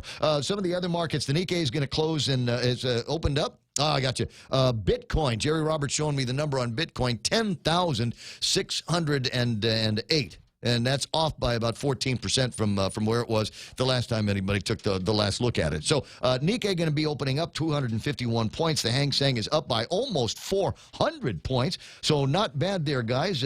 Shanghai Index up by 20 points, and the DAX banging another 25 points. If you're looking at commodities, the only ones that we look at, generally, are West Texas crude, $59.28. So that's up from 11 cents from where it was yesterday. 59.17 was yesterday's number. $68 even for a barrel of Tapis crude yesterday, $68.74. So it's up by, what is that, 6 bits? Yeah, for a barrel of Tapas crude. We always talk about Tapas because, again, Tapas, you can talk about West Texas crude all day long. Unless you're buying gasoline on the base, it makes absolutely no difference. We get our gas from Singapore, and that's based on the Tapas oil, and Tapas is up this morning. Like gold, $1,412 for an ounce of gold. Fairly big jump down, off by $2.60. For those of you that think, you know what, the bright flash is going to come, and I'm going to need to have some kind of way to get goods and services in the future, you won't be able to use Bitcoin because you'll need a computer for that. So I'd get close to gold and silver. The universal currencies, that works everywhere under every circumstance. 7:23 in the morning. Jerry Roberts in the studio. Jerry, how you doing, everybody? I'm doing good. I can't hear you. I'm doing good. Louder and prouder. I'm doing good. Much better. Thank you very much. Thank you Jerry very Roberts much. in the studio. We're all lined up for this morning's Extra Point, brought to you by Guahan Insurance Services and the folks over at First Hawaiian Bank, where it all starts with you. What are you thinking about today, though? He's all ready to go into the thing, right? No. Have you ever made a mistake that proved costly? Me? You ever made a mistake that, I mean, I've never made a mistake in my life. In terms of monetary value, ever made a mistake that proved costly? No, I don't. I was taught at a very early age by my sainted Uncle Jim Underwood to ponder every move. So I might be guilty of paralysis by analysis every once in a while, but he taught me a long time ago that there's never a good time for a knee-jerk reaction, and if you make a decision, it's got to be based on some kind of analysis and research. Now, that could be with regard to investing. How about in terms of business? In business. You ever done something in business that proved costly? No. Made a mistake? No. Kevin, ever made a costly mistake? Yeah. Okay. Yeah. Real Joe? Can we talk about it? Ever made a costly mistake? Yes, working here. No. Well, we don't have to worry about that by tomorrow. Yeah, Saturday. Give him some time to think about his actions. Okay. So you think you've made mistakes in business or investing or in predicting the future. All right. Today, let's see how your mistakes stack up against those made by other people. It's coming next on the Extra Point. It's important to have claims process that works for you. At Guahan Insurance Services, we make things simple and convenient. Same door you walk in to purchase your insurance is the same door you open to file your claim. We can't pretend that the car insurance claims process is fun, but we can promise a hassle-free and speedy recovery without any runarounds. For your home, auto, and business insurance, visit us at the Camacho Landmark Center on Marine Corps Drive in Tamuning. Don't forget to like us on Facebook or give us a call at 475-1162 or text 929-SAVE. That's 929-7283. Travel the world and then some with the 2 million United Mile sweepstakes from First Hawaiian Bank. Enter and you could win the grand prize of 1 million miles or be one of 6 other lucky winners. The world is big. Our prize is bigger. Enter at fhb.com/2 million miles. No purchase necessary. Void where prohibited. Sweepstake starts on May 1st and ends June 30th, 2019. Open to legal residents of Guam and CNMI. Ages 18 years or older. Visit 2millionmiles.com for official rules. First Hawaiian Bank. Member FDIC. Equal housing lender. Okay, mistakes. We've all made them, and some of them may have proven costly. Maybe in the hundreds of dollars, maybe in the thousands of dollars. I've got 9 today that might change how you view your particular fumbles. If we start with politics, we don't have to go back very far. 3 years ago, Hillary Clinton decided she had the 2016 campaign pretty much wrapped up and didn't bother to campaign in a select number of states.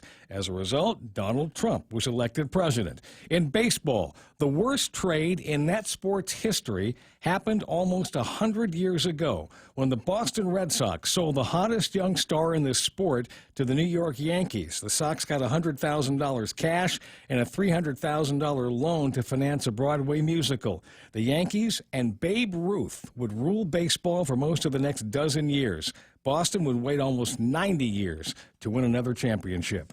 You want a sweet mistake? Mars, the makers of M&Ms, refused to pay to feature their candy in the movie E.T. Now, director Steven Spielberg's kids liked a lesser-known candy called Reese's Pieces. Hershey, the owner of the brand, spent the $1 million fee, and Reese's Pieces sales tripled almost overnight. Plus, demand grew nearly globally. You want a picture-perfect mess-up? Eastman Kodak owned 85% of the photography business for nearly 100 years. In 1974 and 75, one of their engineers built the world's first digital camera. $74.75 now. Kodak invested billions in this development. All good, right? Conservative elements within Kodak stalled the release of the digital camera because it didn't want to abandon the film and paper business, which had made them rich. By the time Kodak finally shifted to digital in the late 1990s, it was way too late. And they ended up where? Filing for bankruptcy. If you think that losing out on control of the digital camera business was big, you'll love this one. Alexander Graham Bell patented the first telephone in 1876 and tried to sell it to communications giant Western Union for $100,000. Lots of money back then. Western Union executives declined, saying people wouldn't give up their handy telegrams for grainy-sounding phones that didn't work over long distances. Do you subscribe to Netflix? In its early days, it was offered to Blockbuster Video. Remember them? The price was $50 million for the whole thing. Blockbuster said, no way. Last year, Netflix hit $100 billion in total value. Blockbuster, history. Staying with entertainment, 20th Century Fox didn't see the value of merchandising for the movie Star Wars, allowing director George Lucas to take a $20,000 pay cut on his fee for directing the movie in exchange for total merchandising rights. Since then, Lucas has pocketed over $3 billion from that decision. Why don't you Chewbacca on that for a while? One more for today. Decca Records in London auditioned 4 young guys listening to 15 of their songs and told their manager, "We don't like their sound." EMI Records decided to take a chance on the group and are paid back handsomely as the Beatles became the best-selling group of all time. Now, these mistakes were made by people who were highly educated. They were well-versed in business. They were incredibly successful already. And then that happened. These mistakes are big, but I've got even bigger ones coming on Monday, including one that I made.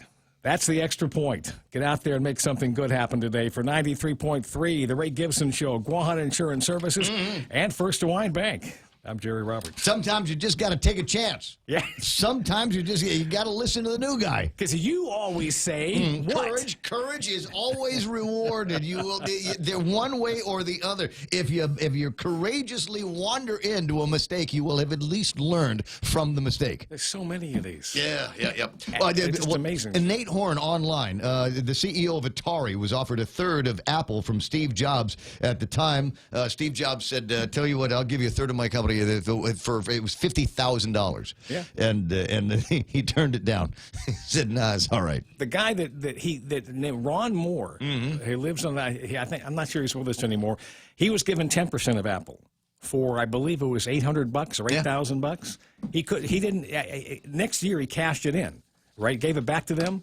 That would have been worth billions or something. He just didn't want it. So Apple was was stocks and bonds, investment, things like that. I mean, you can't always bang 100%. So I mean, it's not like it's the costliest mistake ever. That's where it looked like things were going to be going. I'm the guy that sold Apple when it got to 100.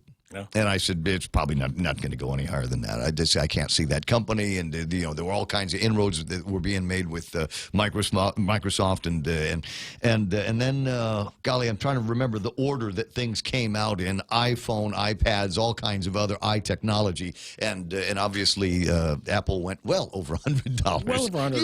Yes. And they split a couple of times, I want to say. But you made money. Yeah. But you made money on it. I made money when I sold it because I didn't. But obviously, it went higher than that. So I mean, there's not one of those. It's how do you foresee that? And even some of the guys that I was talking to that were also holding Apple shares said, I think I'm going to get rid of mine too. Just one of those things. 7:31, and that's why we wonder about Bitcoin. That's why we wonder about Bitcoin, Jerry. We all of us want to be the guy that says, I came in late, got Bitcoin for about $5,000 a piece, but man, look at me now. Yeah. None of us want to be the guy that says, well, it ain't going to go any higher than about 11,000. I better get out of this game now. Right. So it's one of those things. 6 of one, half dozen of the other. The risk is always going to be there. So do what you can do. You got any plans this weekend? I'm going to write the other one for Monday. Considering you already made a big deal about it, right? So, family stuff and little church stuff, and And there's a wedding we're going to attend and stuff like that. Okay. Yeah. All right. Well, give me a full report on Monday. I will be happy. I'll just take notes the whole time. I think that would be good. Sure. You know what? You might also want to find a way to get some of your adventures on social media. That's planned. You know, because people like you. The people like you, especially get to hear you on a regular basis. People like you, and they want to know more about you and, surveil you. Stalk you, I think, is the other word we're looking at. So. Yeah. It's all planned. It's just a matter of time to do it. I got you. I promise it. Understand that pressure. Time for headlines from the Guam Daily Post. Here's Kevin Kerrigan. Half a day and good morning, Guam. And the headlines from the Guam Daily Post this morning: the criminal case against Mark Anthony Bryan has been dismissed permanently because the defendant's right to be brought before a judge within 48 hours after his arrest was violated. The decision was issued by the Guam Supreme Court yesterday. Chief Justice Catherine Merriman, joined by Justice Phil Carbolito and Justice Robert Torres in the decision. Bryan was arrested in 2017 on allegations of stealing a woman's purse from the trunk of her car in front of the American grocery in Dededo. The woman used her phone to take a picture of the man riding away from her on a yellow and pink moped. Bryan admitted that he was high on Xanax at the time. He was taken to the hospital shortly after he was arrested, where he spent 28 days before being brought before a judge. The Superior Court found that Bryan's hospitalization was an emergency, excusing the obligation to bring him before a judge within 48 hours. However, the Supreme Court Justice's decision points out that Bryan was still not brought before a judge until weeks after the indictment and another 5 days after he was finally released from the hospital. In reversing the lower court's decision, the High Court concluded that evidence of hospitalization alone is insufficient to excuse the 48-hour requirement. Yet another civil complaint filed in the District Court of Guam alleges the late priest Louis Brouillard was sent off island in 1981 to avoid arrest. A lawsuit filed by a man who used the initial CO to protect his identity. The now 58-year-old man alleges he was sexually abused by Brouillard when he was 12 years old. He alleges Brouillard routinely, indecently exposed himself during swimming outings with Boy Scouts at the Lawnfit River. The lawsuit seeks $5 million in damages. 24-year-old Derek Julian Salas Quinata has been arrested on drug charges after he was pulled over by police for having expired registration tags. According to court documents, Port Authority police pulled Quinata over along Route 2 in Agate during a search of his car. The officers found a glass pipe and a plastic zip bag containing a white, flaky substance. Police said Quinata admitted the substance inside that bag was methamphetamine. Quinata was charged with possession of a Schedule II controlled substance as a second-degree felony. For these stories and more, log on to postguam.com or pick up a copy of today's Guam Daily Post. That'll be my plan. 7:35 is iConnect time. Go to iConnect and ask them about some super cool prices and super cool plans they've got for mobile and internet. 888-8888. Your home is one of the most important investments you'll make in your life. At Nanbo Insurance, you can rest easy knowing that you're covered with reliable and affordable homeowners insurance. Nanbo makes it easy to protect what matters the most so you can enjoy the moments that matter the most. With Nanbo, you can also save big when you bundle up and insure your car, home, motorcycle, or business. Enjoy great savings up to 50%. Visit nanbo.com or call 477-9754 for more details. I'm supposed to tell you about going to go eat at Wendy's. They've got the Made to Crave menu, and most of the time I talk about the Made to Crave menu, and it's about hamburgers. But they also are experts in the field of chicken sandwiches. So they've got these great chicken sandwiches over at Wendy's. The barbecue chicken sandwich. They've got the Sawsum sauce bacon chicken sandwich and the avocado bacon lettuce tomato chicken sandwich. Now let me just talk about that for a second, because it's breakfast time, and you might even hear my stomach growling a little bit here in the morning broadcast. It's a bacon, lettuce, and tomato sandwich, which all by themselves are great. I love eating a bacon, lettuce. I'll make a bacon, lettuce, and tomato sandwich. And then they go, well, let's put that on a chicken. Let's do it on a breast of chicken. And you're going, this thing just got 100 times better. And then they go, but wait. Well, you got some avocado in the kitchen. What do you say? So you got all of those cool flavors and cool textures all in a great sandwich at a place that you know you already like eating it, and that is Wendy's. We know too well the inconvenience of not having power after a storm. You worry about food in the freezer going bad. Nights get hot. It's hard finding comfort when going to sleep. These are realities. But with solar and battery storage from Micronesia Renewable Energy, these realities can be a thing of the past. The solar works during the day and the batteries power your home at night. Call 632-2613 to see how solar plus battery storage can make life a little more convenient. MRE, the smarter choice. 7:37 traffic gizmo time here on the Ray Gibson Show on 93.3. The Point is to call the thing up and take a look at where you're going to find some traffic issues. Southbound Marine Corps Drive, not too far away from where we are in front of DPW, just before you get to Kmart.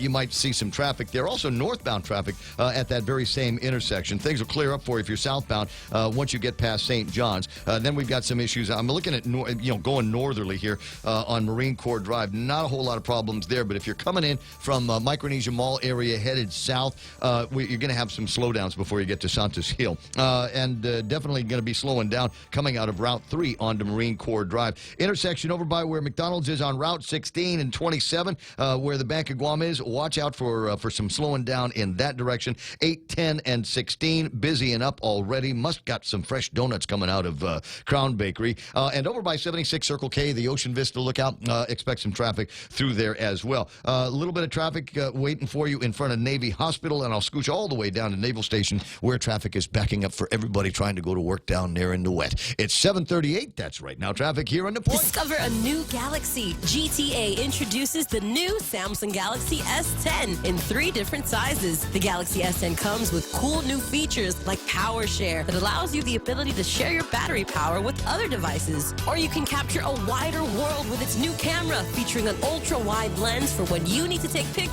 of the whole family. And with GTA handset payment option, you can take home a Galaxy S10 for $0 down. GTA, we start with you.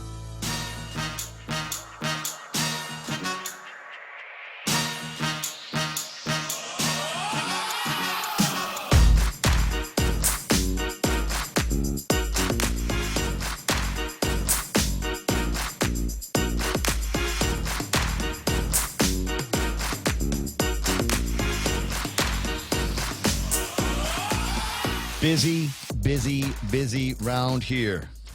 These parts are going to get kind of crazy in the next few days. It's the 28th of June. July is there. Just forget it. June is over, guys.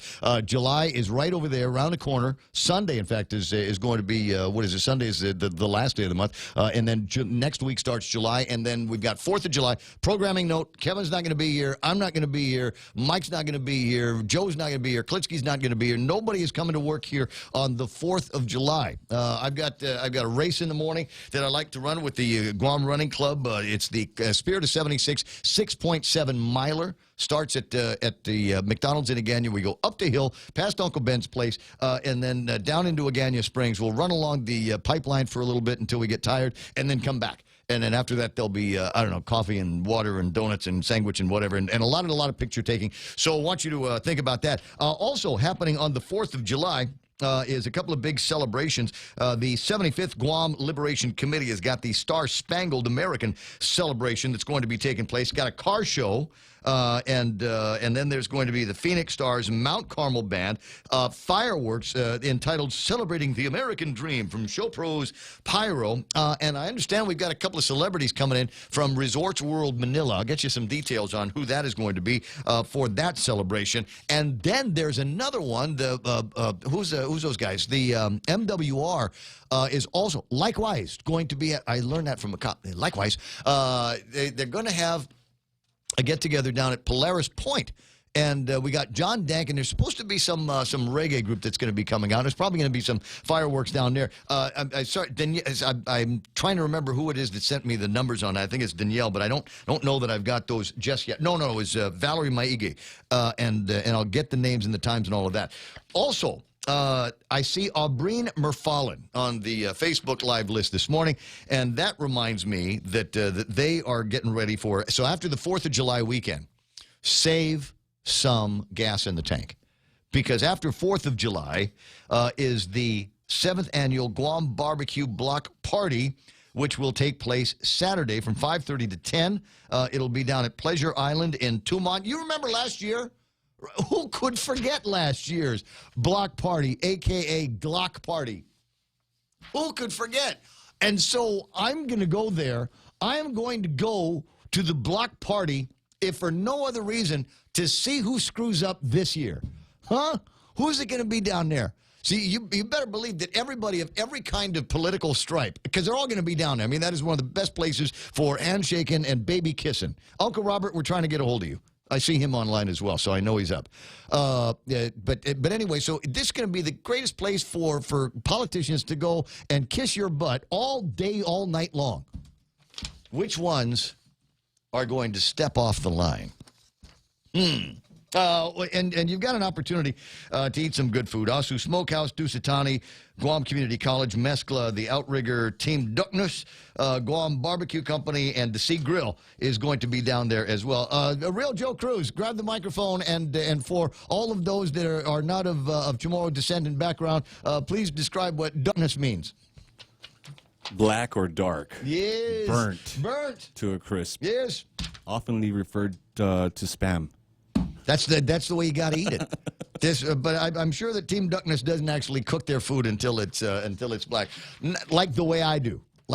Just this is why I don't participate in these kinds of things. I'm the guy that when it comes time for putting the barbecue together, the folks in my family have actually asked me not to barbecue at the house. Please don't. And when they have get-togethers, they say, "What can I bring?" And they say, "Bring ice." You know why they say bring ice? Because they don't want me to cook actual food.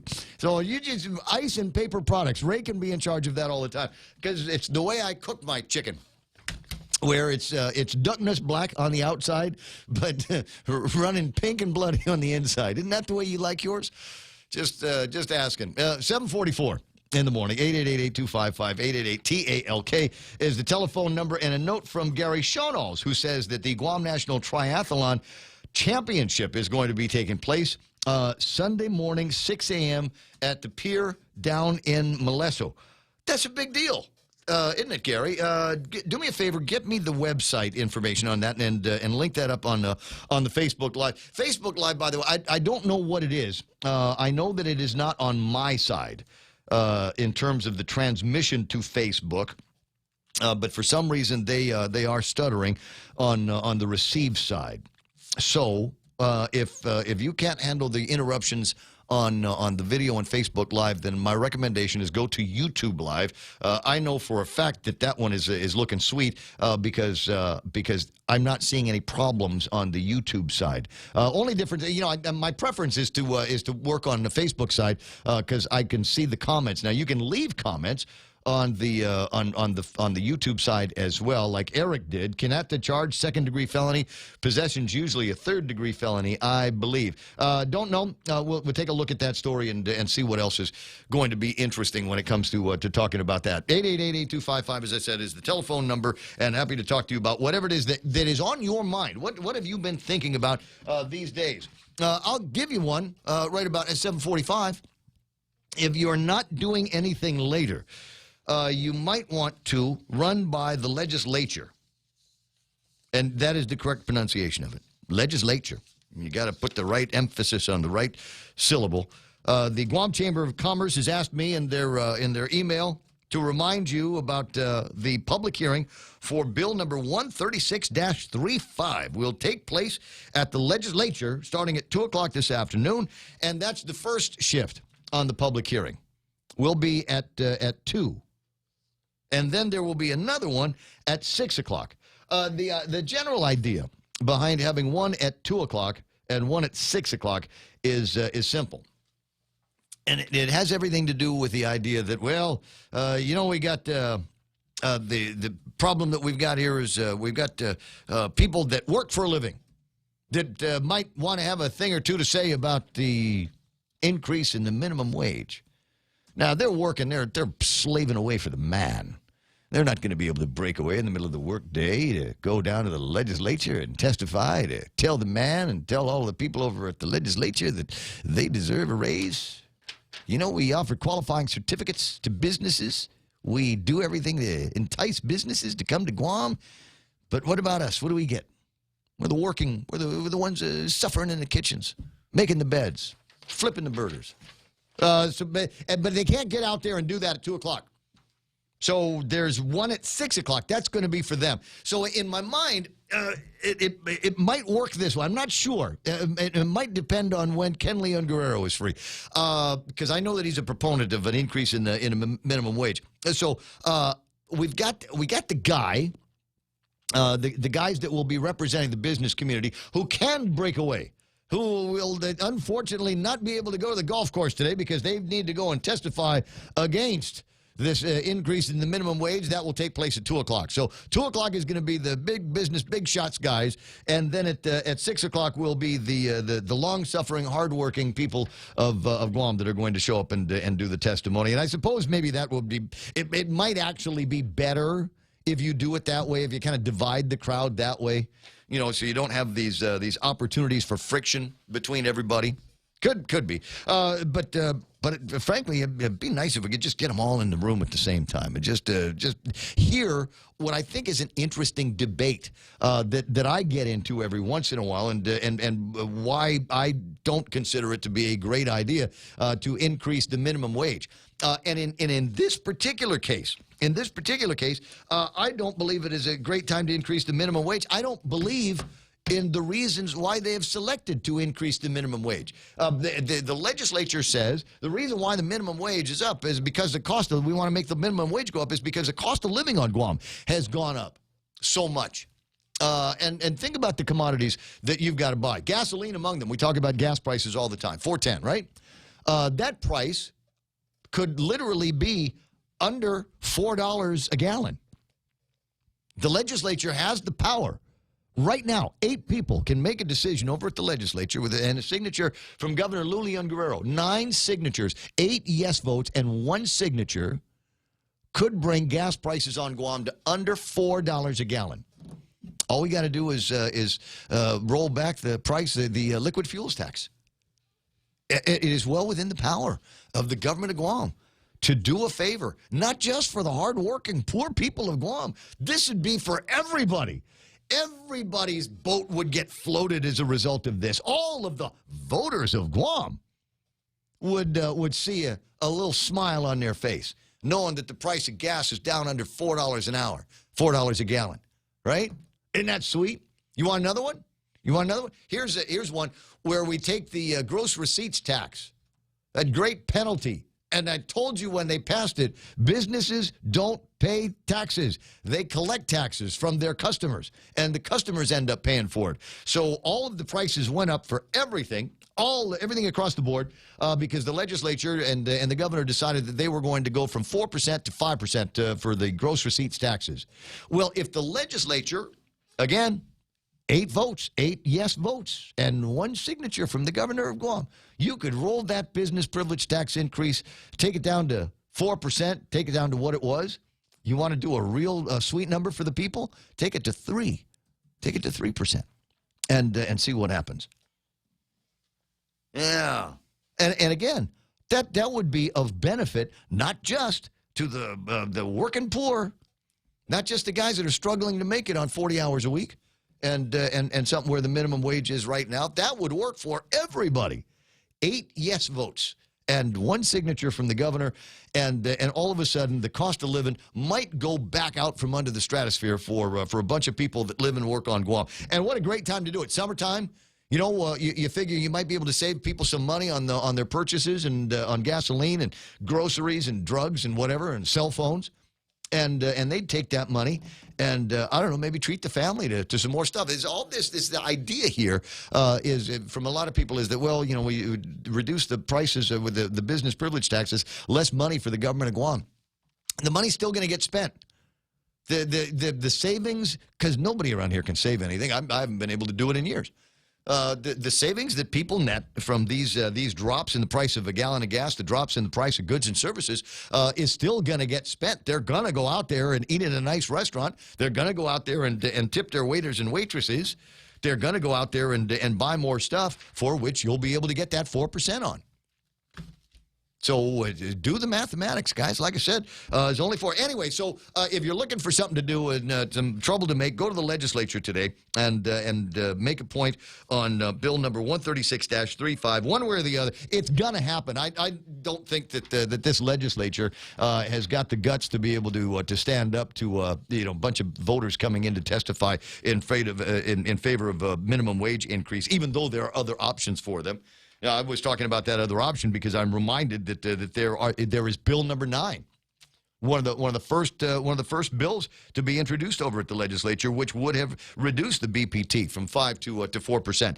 Now the folks over at the chamber have got yeah, I know you're going to be there standing up for the bill. Ken says he's trying to call in. Try again. There is more that the chamber is asking for, and something that I've been advocating for a number of years since I thought about it. I recall that somebody had gleefully kind of one of those in-your-face Ray Gibson Facebook posts said, well, you should go to Australia and see what they pay in Australia for the minimum wage, and it's sweet, and it is sweet numbers for the minimum wage in Australia. But do you realize that there are 2 minimum wages in Australia? There is a wage that they give people, minimum skills, minimum effort, minimum wage, over the age of about 18. But if you are under the age of, I want to say majority, I can't remember where exactly the number cutoff is, there's a different minimum wage for high school kids, right? And the theory is, number one, you don't know anything about anything, Junior. I don't care what your career guidance guy said about you. I don't care what your English lit teacher said to you about how great you are. You don't know anything. So we're going to start you off with the ugliest, dirtiest, worst shift in the business. And in my case, it was weekend overnights at KUAM in 1979.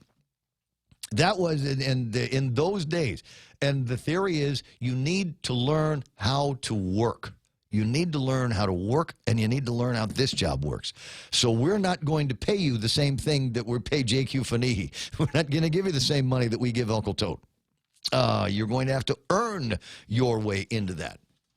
And in those businesses, low wages, low expectation business, yeah, you might turn 18, 19 years old and get yourself that other minimum wage. But they bifurcated it for those reasons. And so the chamber is advocating for them to look at something along those lines. Ken LG's out there. Good morning, Ken. How you doing? Good morning. So are we going to fight like married people over minimum wage here in this call? No, I'm just going to point out a few things that provide a contrasting point of view. Please. Keep it fair and balanced, why don't you? I will do that. The last time business privilege tax was rolled back, we did not see any rollback in prices anywhere, number one. So rolling back the business privilege tax is not going to reduce prices. And let me just for the record say, I said that too. I said it too. Knew it was going to happen, but we also believe that the invisible hand will rise up and will cause prices at some point to modulate back to something reasonable. Competition's going to do that in sectors of the business community for which there is little or no competition. We probably won't see any of the decreases that I'm advocating for. Yeah, that's the other point right there because. Just in the past month, my favorite fast food meal went up 31%. We can't blame that on the minimum wage because there hasn't been a minimum wage increase. We can't blame it on the fuel tax because there hasn't been another increase in the fuel tax since 2017. We can't blame that on the business privilege tax because business privilege taxes haven't gone up since 2018. And we can't blame it on the price of food because the food index across the board is down 8.6%. You can blame it. You can blame it on the or more increase. You remember the legislature said buildings valued at $1 million or more. Yeah, but I don't think those particular buildings individually are more than $1 million a piece. But there could be other parts of the business structure for which they are in buildings that are valued at over $1 million, and you got to spread that out, right? Well, the reason we have to look at this seriously is because we have a double-digit increase in the cost of living every year. The federal government realizes that, and every year the federal government gives employees a cost of living adjustment increase of between, in the last 5 years, between 13% and 18%.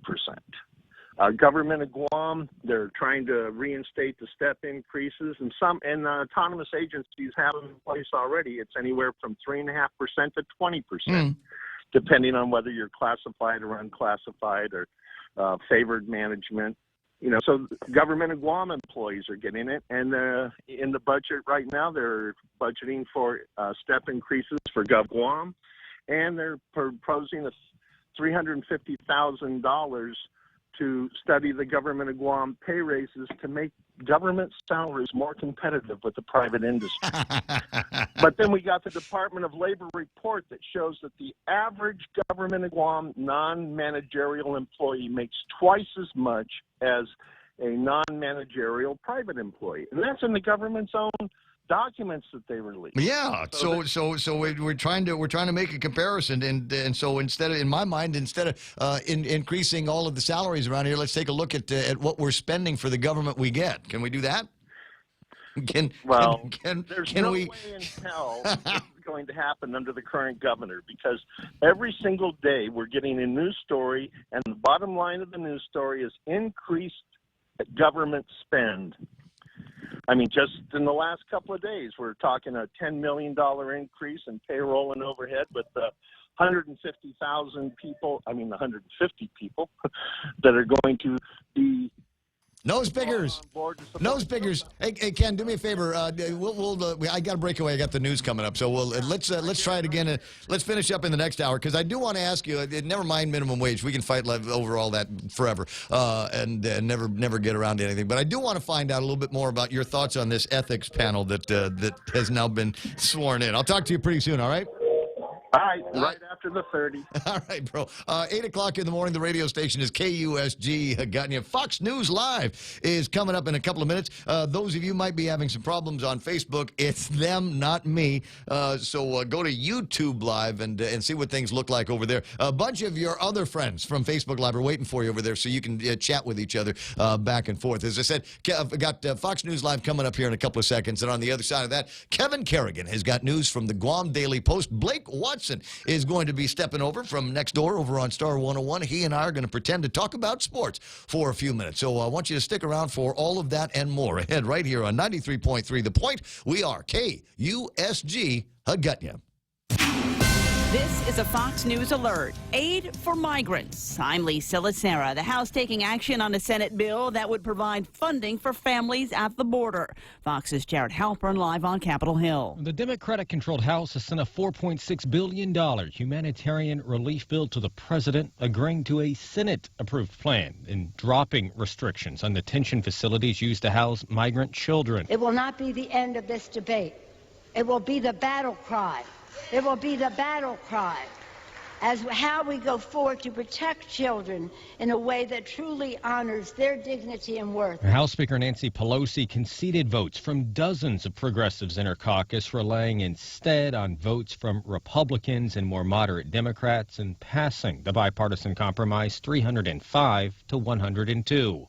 The emergency funding won Senate approval 84-8. Lisa. Jared, New York Attorney General Letitia James reacting after the Supreme Court puts on hold a Trump administration request to add a citizenship question to the 2020 census. Justice has prevailed, and America is in a better position today than it was yesterday. But the president tweeting he has asked lawyers if the census can be delayed until the Supreme Court is given additional information.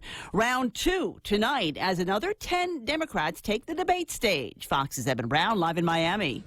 Yeah, Lisa, tonight the rest of the Democrats seeking the presidency, and this group includes some with more notoriety, like Vermont Senator Bernie Sanders and former Vice President Joe Biden, but also California Senator Kamala Harris and South Bend, Indiana Mayor Pete Buttigieg. The format is expected to be the same, with questions given a minute for an answer and rebuttals allowed in 30 seconds or less. It follows a day when many candidates tried visiting an immigration facility south of Miami where child migrants are housed. Immigration is expected to be an early topic, Lisa. Thanks, Evan. This is Fox News. This is Ronnie. Ronnie is about to break his piggy bank. Come on, piggy bank.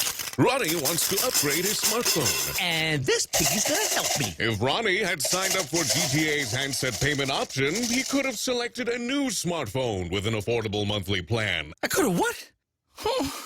Exactly.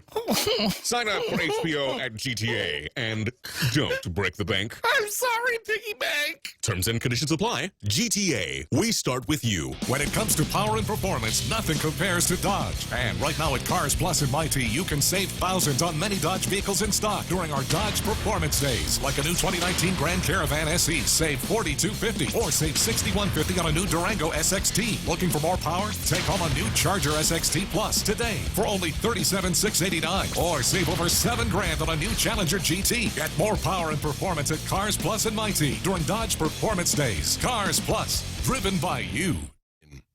Former Trump campaign chairman Paul Manafort in New York federal court to enter a plea on state charges. Manafort pleaded not guilty to mortgage fraud and other charges. He's already serving more than 7 years on federal charges related to the special counsel's Russia investigation.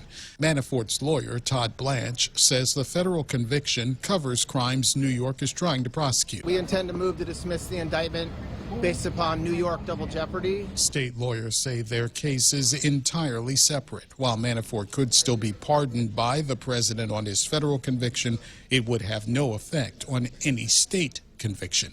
Manafort faces 16 New York felony charges. In New York, Gernal Scott, Fox News. New clues in the case of a missing Utah student, Mackenzie Lueck. Police saying that they have a person of interest. Police have not identified this person of interest and say they will only release a name when and if they make an arrest. But we have just learned a brand new adjustable massage bed was delivered to that home, and this coming just days after the owner gave away a mattress, selling it online, essentially giving it away. And now they want to get a hold of this mattress, get it to a crime lab, and run it through forensic tests.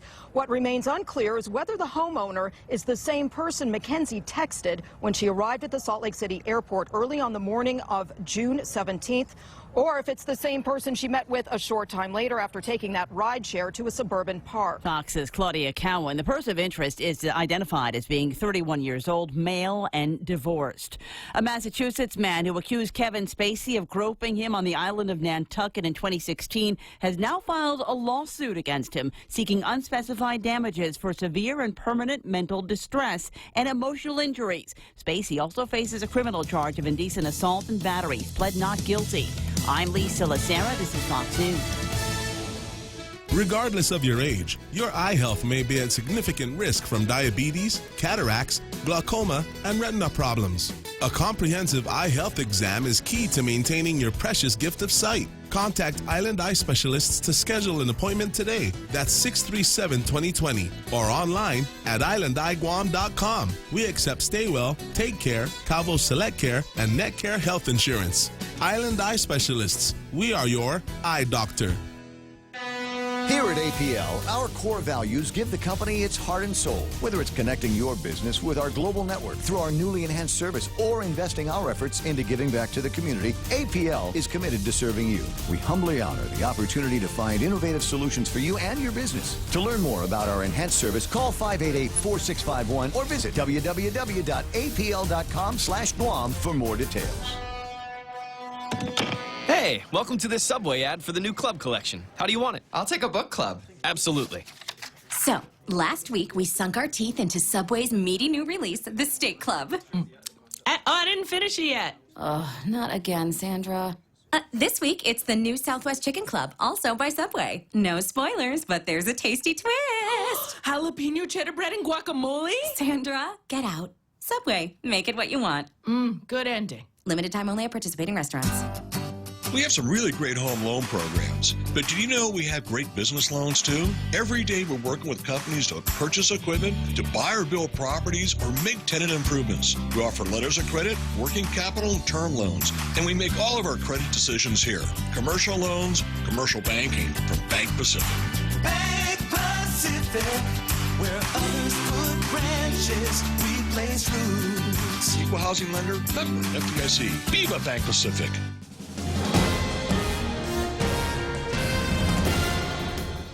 Half a day and good morning, Guam. News time here at The Point is 7 minutes past 8 a.m. this Friday morning. I'm Kevin Kerrigan. Here's a look now at some of the top stories from the Guam Daily Post. Former Department of Corrections officer Edward Crisostomo, who admitted to smoking meth while employed at DOC, pleaded guilty in a district court yesterday to unlawful use of a controlled substance. The charge carries a maximum penalty of 10 years in prison and a $250,000 fine. Instead of prison time, however, Crisostomo asked the court for 10 months of home detention with electronic monitoring. Federal Public Defender John Gorman argued the home detention sentence is fair because Crisostomo cooperated fully with federal and local law enforcement following his arrest in August 2017. He gave full and truthful information about drugs, drug dealing, and official misconduct at the Department of Corrections, wrote Gorman in his sentencing memorandum to the court.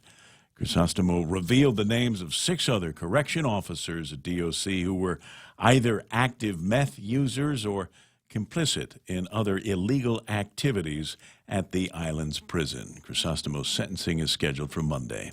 Retired Guam police officer John Tupazna Montanonia entered not guilty pleas in district court yesterday. Montanonia, also known as Boom, is facing allegations of meth distribution and 3 counts of obstructing justice by trying to influence jurors in the criminal drug trial of Raymond Martinez and Juanita Mosier. The pair were accused of trying to smuggle 8 pounds of meth into Guam. Martinez and Mosier went to trial twice. Both times a mistrial was declared after the jury failed to reach a unanimous verdict. Prosecutors decided to move their case to California, and only then did the couple decide to plead guilty to meth distribution charges. District Court Judge Joaquin Manabusan ordering Montanonia yesterday to avoid contact with any jurors or any of the defense attorneys who were involved in the Martinez-Mosier trial. Montanonia was released, placed on home detention until his trial begins on August 30th. We'll have more news after this. KFC has finally answered the world's most important question. What came first, the chicken or the egg? And the answer is both. Introducing KFC's KFC AM, their new Southern and local-inspired breakfast. AM-loaded platter with chicken fried rice, waffles, and Colonel's chicken congee. KFC also has your all-time favorites, AM chicken and egg wraps, Southern biscuit and sausage sandwich, and hash browns. So for finger-licking good mornings, AM will never be the same at KFC. KFC, it's finger-licking good. In illness and in wellness, Calvo's Select Care is health care that is there for you. That's why over 80% of the Guam medical community places their trust and insures with us. We offer our members wellness and fitness programs for a healthier lifestyle and provide a comprehensive medical network on and off island to help members from unexpected illnesses. Contact Calvo's Select Care today for more information. 10 minutes past 8 a.m. here at The Point. Governor Leon Guerrero yesterday swore in 5 members to the revived Guam Ethics Commission. The 7 seats on the commission have been empty for the past 23 years. Filling those seats was one of the governor's campaign promises last year. During a brief ceremony at Adelup yesterday, the governor administered the oath of office to Robert Jack, an ophthalmologist at Island Eye Center, Shannon Murphy, former journalist and managing editor at Guampedia, Meg Tikenko, president of Energetic Presence and the retired manager of Xerox Corporation Guam, Donaldin Camacho, certified fraud examiner and board-designated Bank Secrecy Act officer for ANZ Guam, as well as Marilyn Roberto, vice president of enterprise sales at Docomo Pacific. A 6th nominee, Bank of Guam branch manager Chris Cruz, is awaiting his confirmation hearing. The 7th and final member has not yet been nominated. Governor Leon Guerrero yesterday, who has maintained her nursing certification over the years, was able to provide some assistance to an elderly woman who fainted yesterday morning during a proclamation signing ceremony at Adelup. The governor and former Senator Frank Blas Jr. went to the woman's side after she slumped over in her chair while attending the signing of the War Survivors Memorial Day proclamation, which was taking place in the large conference room at Adelup. The governor checked the woman's vital signs while consulting with Dr. Felix Cabrera via a video phone call. The 76-year-old woman was identified as Concepcion Judicpa, She was one of a number of war survivors gathered for the ceremony yesterday. For these stories and more, log on to postguam.com or pick up a copy of today's Guam Daily Post. Gotcha. Ray with weather. Oh, yeah, let's do that. It says here, partly cloudy skies and isolated showers in the forecast for today. Winds out of the southeast, 10 to 15 miles an hour. It's going to be hot, about 90 degrees, maybe even warmer with the heat index. I did have some dew on the car window this morning, so it's possible there's going to be some of that. Sunrise this morning was at 5:56. We'll watch the sunset tonight at 6:51. For those of you in the Marines, it will be 18:51 on the calendar, so be on the lookout for all of that. I haven't yet had a chance to refresh the weather radar screen. Let me see if I can I do that now? Hold on, there it is. We're going to do it together on the fly, and let you know what the real-time weather is going to be. That's the point of radar, is that the thing is scanning around so close, you can actually see the clouds move in. And you'd be able to see that on the radar this morning if there were actually any clouds moving in. There aren't any. They've got some pockets of clouds, low clouds down to the east, and that may or may not make its way out here. Looks like by the time it gets close to Guam, they begin to dissipate. So I don't anticipate there's going to be a whole lot by way of either cloud cover or rain to cool things down today, and that's just too bad if you ask me. That's news and weather together here in The Point. GPSI Guam is a professional services company that is a registered contractor for the federal government. They're an SBA, 8A, and Hub Zone certified SDVOSB, providing program/project management, administration, technical support, logistics, and commodities. Find out more about GPSI and how they can help you today. For large prime companies, contact GPSI if you need assistance in meeting your small business subcontracting goals at 477-3058. They'll be happy to assist. Portions of the Ray Gibson Show brought to you by American President Lines. Charlie and his team are shipping the future, and Charlie celebrating his birthday at some point over the weekend. Happy birthday to you, Charlie, from all your pals and Charlie Bella and Perla, etc. Also got to say thanks very much to the guys over at Micronesia Renewable Energy. They bring the program to you. Never been a better time to go solar. Talk to them about solar plans that include batteries as well. Friends over at Ruby Tuesdays have got a couple of real delightful items that they've got set up for you, starting with that open bar, not an open alcohol bar. They got an open garden bar there. 2 tasty entrees, a dessert to share for a terrific price. It's Ruby Tuesdays, 2-for-1 Tuesday, offering 2 complete meals at just $25.99. Available all day, every Tuesday for a limited time at Ruby Tuesdays Guam. And finally, guys over at... Oh, I can stop there? All right, be right back. Click. No. Business travel just got easier. Take your data plan with you for only $10 a day to all 17 data-to-go destinations. Never worry about additional data roaming charges when you go where your business needs you. The U.S., China, Thailand, and so much more. Have the assurance you need to check emails, surf the web, and stay connected. Call 688-2677 today to make sure your account is data-to-go ready. Docomo Pacific. Better together. Challengers, Chargers, 1.99% APR. That's what you're going to find when you hang out with your pals over at Cars Plus. They've got all of those and more on the lot. Your next new car is waiting for you there. Need something that's got the kind of soccer mom thing feel to it? They got plenty of those, as well as SUVs, even motorcycles. Man, I was at the place last night, and I walked out, and there was this Cycles Plus motorcycle, and it was maybe the sexiest thing on 2 wheels I'd ever seen that didn't have the name Harley Davidson on it. So you might want to check that out and see what those are all about over at Cars Plus. That's why they call it that. Portions of the program brought to you by Security Title. Ron and Kim putting things together for the real estate business guys all over the island. If you just need somebody to do a simple title search, they can do that. Got more complicated needs real estate-wise? Talk to them first. They've seen everything. Portions of the program that I enjoy the most are brought to you by my friends at Take Care. Rediscover talk radio here. It's the Ray Gibson Show. Call now, 888-TALK. That's 888-8255.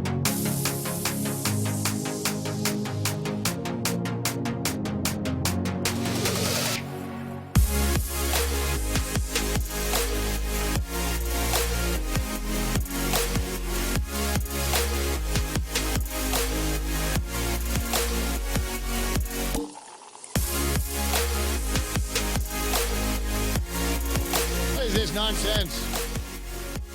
We're supposed to be using the WhatsApp for the radio station for purposes of good, not evil. Not for tawdry sexual purposes. What is it? 988-5874 if you're going to send stuff over anyway. But this comes to me from one of the listeners that says the female viewers on Facebook Live and YouTube Live will appreciate this. Have you seen this? Have you seen this, Joe? Dancing chest? No, I haven't. Is that what it is? It's the Okeanos Foundation for the Sea, and apparently it's a bunch of guys that have gotten themselves into a little bit of Hulu mastery. What do you think? Should we play some of this? Yeah. It's an actual video. I can play it. Hold on, let's see what this sounds like.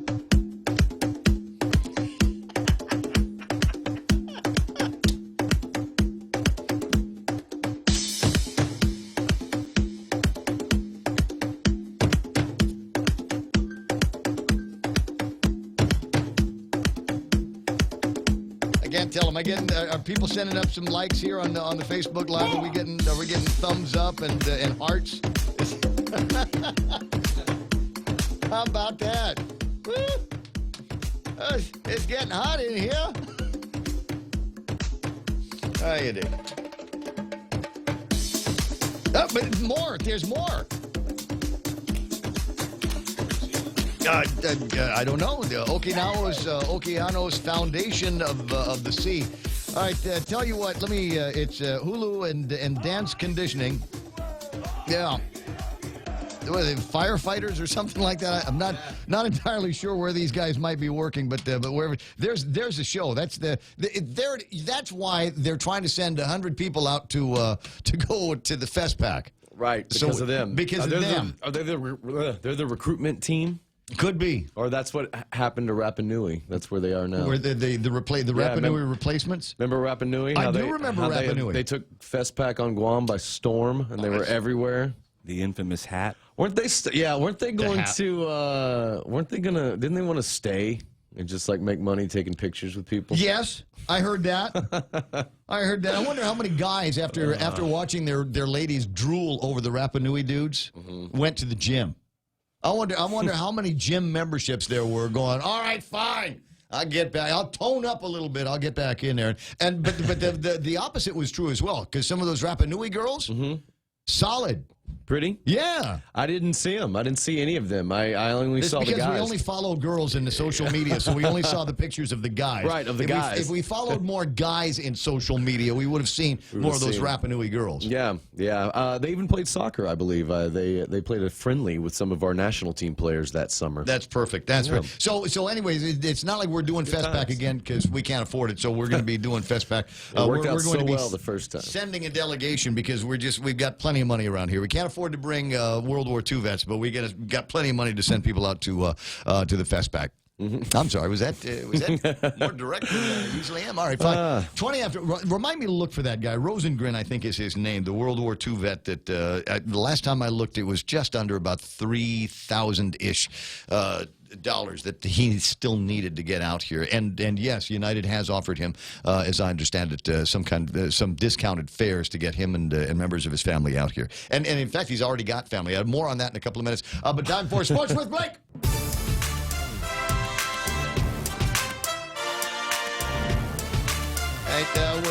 We're getting requests to just play the thing again. Oh yeah, nobody seems to care about Sports with Blake. They just want more of these of the guys. I'm trying to figure out if there's. Well, it's only a 2-minute video, so get it in while you can. Yeah, well, I'm just thinking maybe. So tell you what we'll do is just we'll run the video and on the screen and the audio on. We'll just leave the audio down so people can hear what Blake is saying. So we'll put the video up so people can see the guys dancing and we'll talk sports. Okay, your turn. Sound good? Sounds okay. All right. Already on and underway. We don't have much for sports, but we do have the youth basketball that we were talking about a couple of days ago. The tournament rolls on at the Estumbo Gym for the Guam Youth Basketball Association. The Crusaders Black defeated the Yellow Jackets Yellow. I know that sounds redundant. The Yellow Jackets Blue, they pick up a win against the Crusaders Maroon. That one was close, 25-20. So that's what we've got going for local sports. I couldn't find. I looked for it before you got here, and I was distracted with the request to play the dancing guys, I was looking to see if there was an update on how the kids from Guam were doing at the Little League tournament in Korea. I have been looking. It seems, let's see, well, hang on, there we go. The All-Stars. While you're doing that, a word on Facebook Live, there's an accident in front of Napa in Harmon right now. So take care. I'll take a look at the traffic gizmo while you're talking to see how bad it is. What we didn't have yesterday, I do have a recap from that. They lost. They suffered an 11-5 loss to Thailand. However, they rebounded nicely as the 12 and under All-Stars are still competing over in the Little League Majors Asia Pacific Regional Tournament over in Korea. The consolation bracket, they beat Vietnam 19-0. With that win, Guam will advance to Friday's 5th place game where they will have some pretty tough competition. They've got New Zealand up on the docket next. And I believe tough. New Zealand, they didn't start playing baseball until about 10 years ago. Yeah. But they're pretty tough. And I believe, doesn't their coach have Guam ties? Or the guy you know what? I know who you're talking about. Somebody will remind me on Facebook Live. But I think he was the coach for the adult baseball guys. Okay, and he moved over to New Zealand and started doing some of that. Kind of, sort of, yeah. Okay. Well, Evan Acosta and Caden Weekly are leading Guam from the pitcher's mound as they both combined throw a no-hitter. Not each one a no-hitter, but they both combined to get the no-hitter in the 19-0 defeat over Vietnam. And let's see here. Yeah, so it seems that South Korea, the defending Little League World Series champions, also in our division. Yep. They've dominated play. They earned the top seed. They have yet to be beaten, I guess is what I'm trying to say. China also placed pretty high in Pool A. And so it's going to be... So are we still 4th place? We are playing for 5th place, something like that, against New Zealand. Because it's 4 yesterday. Fifth place game against New Zealand. So let's see here. Chinese Taipei and CNMI are both in Pool B competing. So CNMI is still in the tournament. The tournament winner will represent the Asia Pacific region, as we've been talking about Little League World Series, which will be starting on my birthday, August 15th through the 25th over in Williamsport, PA. But I want it to be us. I know. I want it to be us. That's I don't know. We used to go, but we don't anymore. And I want us to be going back again. I think we still have a chance in maybe the older, maybe the 13 through 15 age group. I think that one we go to. Yeah, so I think that they're still out there playing and they still got a chance. So good luck to all of them. And then we've also got this, the UOG, because it's kind of a busy time for them just ahead of the new school year. They are signing some athletes out of high school, out of the DOE system. And let's see here, University of Guam Lady Triton basketball roster added Jezi Yebon? Don't know. Either way, she signed a letter of intent and accepted a partial tuition scholarship. So good job to Jezi for she's going to play varsity basketball.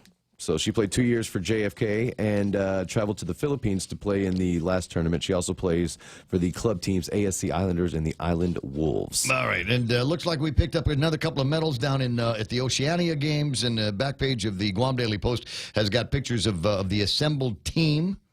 From down there, and then we've got the Pacific Games that are coming up in the next little bit. Everybody going down to Samoa. Yeah, everybody's going down. I saw this earlier, which is interesting. So tell me your thoughts on this. We've got a Taekwondo team.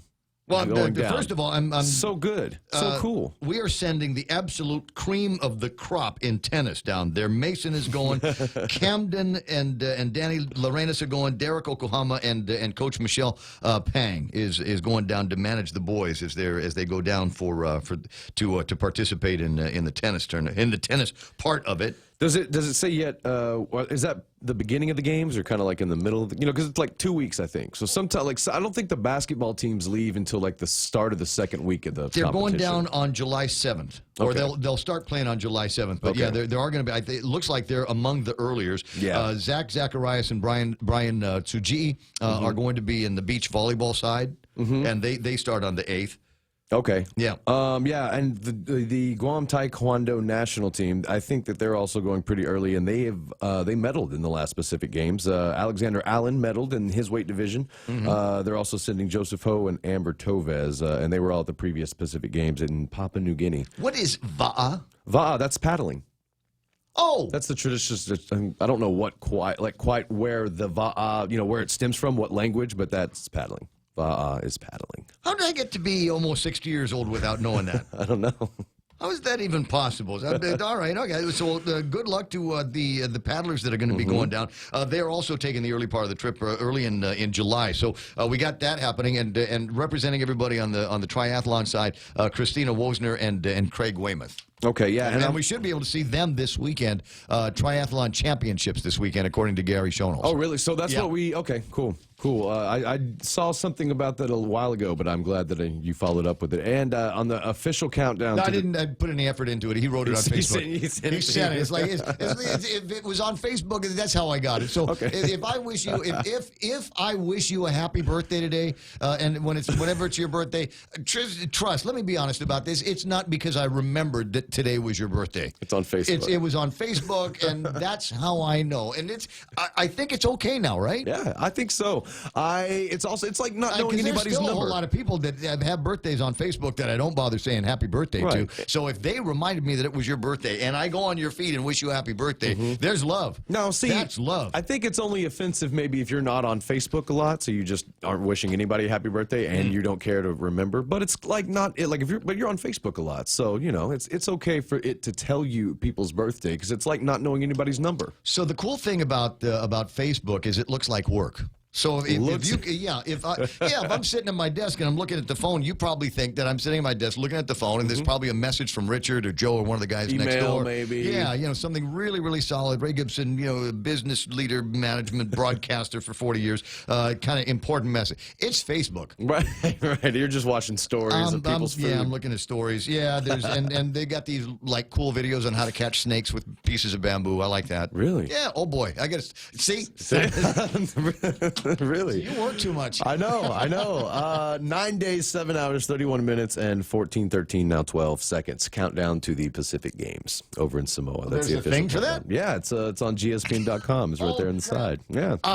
Today's Daryl Lozama's birthday over on Boss 104. I miss Mike. I know he's gone. He's off island. I missed Mike Knight's birthday yesterday. And the only reason I knew it is because everybody probably saw it on Facebook and then put it in the work group, in the work chat. So happy birthday, Mike. All right, so since I started, all right, Daryl Lozama, Mike Geisinger, Eric Cortez, one of my running buddies out there, Cheryl White, as in, oh my God, she's hot. Jana Lubang and Wayne Brown, old friend Romy Pangolin Romero is celebrating her birthday. Junie St. Nicholas, Junie Bloss, mayor of Barragata, is celebrating her birthday. Happy birthday to you, Junie. Rita Marie, Missy Torres, Jennifer Heacock, and Christine Cho, Carl Borja, Pam DeVera, that's Rich's wife, and a mom of some really, really great kids, is celebrating a birthday, and cousin Josie O'Malley has a birthday. Happy birthday to you. I remembered it off the top of my head. I didn't read that from the Facebook page, just FYI. Oh, man. Is there baseball? There's baseball tonight, right? There is baseball tonight. I believe it's going to be here. Wish you wouldn't have asked me that right now. No, but I got it here. I believe it's the second game of the Royals and I got to find it. It's in here. Expos. Game 2 Friday. And, of course, the Royals did take down the Expos 8-6 in the last game. It's a best-of-3 series. So if the Expos can even it up, then Game 3 will be on Sunday. If not, Game 1 of the 2019 GML Championship Series will start then instead. Sorry. something else is funny on Facebook that is. Social media is such an interesting thing. But it's hard to react sometimes to things. I will give you an example. Yesterday was with a friend of mine, and she says, let me show you a picture of my daughter. And she shows me a picture of her daughter. And I said, 25, 26 years old. And I said, she's very attractive. And she said, what are you kidding? She's hot. And I'm going, what reaction did you want from me? When you show me a picture of your really insanely hot daughter, is that what you want me to say? That your daughter is insanely hot? Sounds like this woman did. Do I need to date her? Is that why you showed me that picture? Or was my response the more appropriate one was, well, there is an attractive woman. I think yours is always the better bet because I think that otherwise you'd be accused of. Right. What do you mean? What do you mean? Of course she's an attractive woman. Don't you think she's beautiful? Well, yes, she's beautiful. But what did you want me to say? And no offense to your friend, but it seems like she is in the minority of saying no. She's not just pretty. My daughter saw it. It's like it's like Johnny Depp being offended that he's like, oh, they say I spend $20,000 on wine. It's far more than that. It's just amazing how much trouble you can get into here.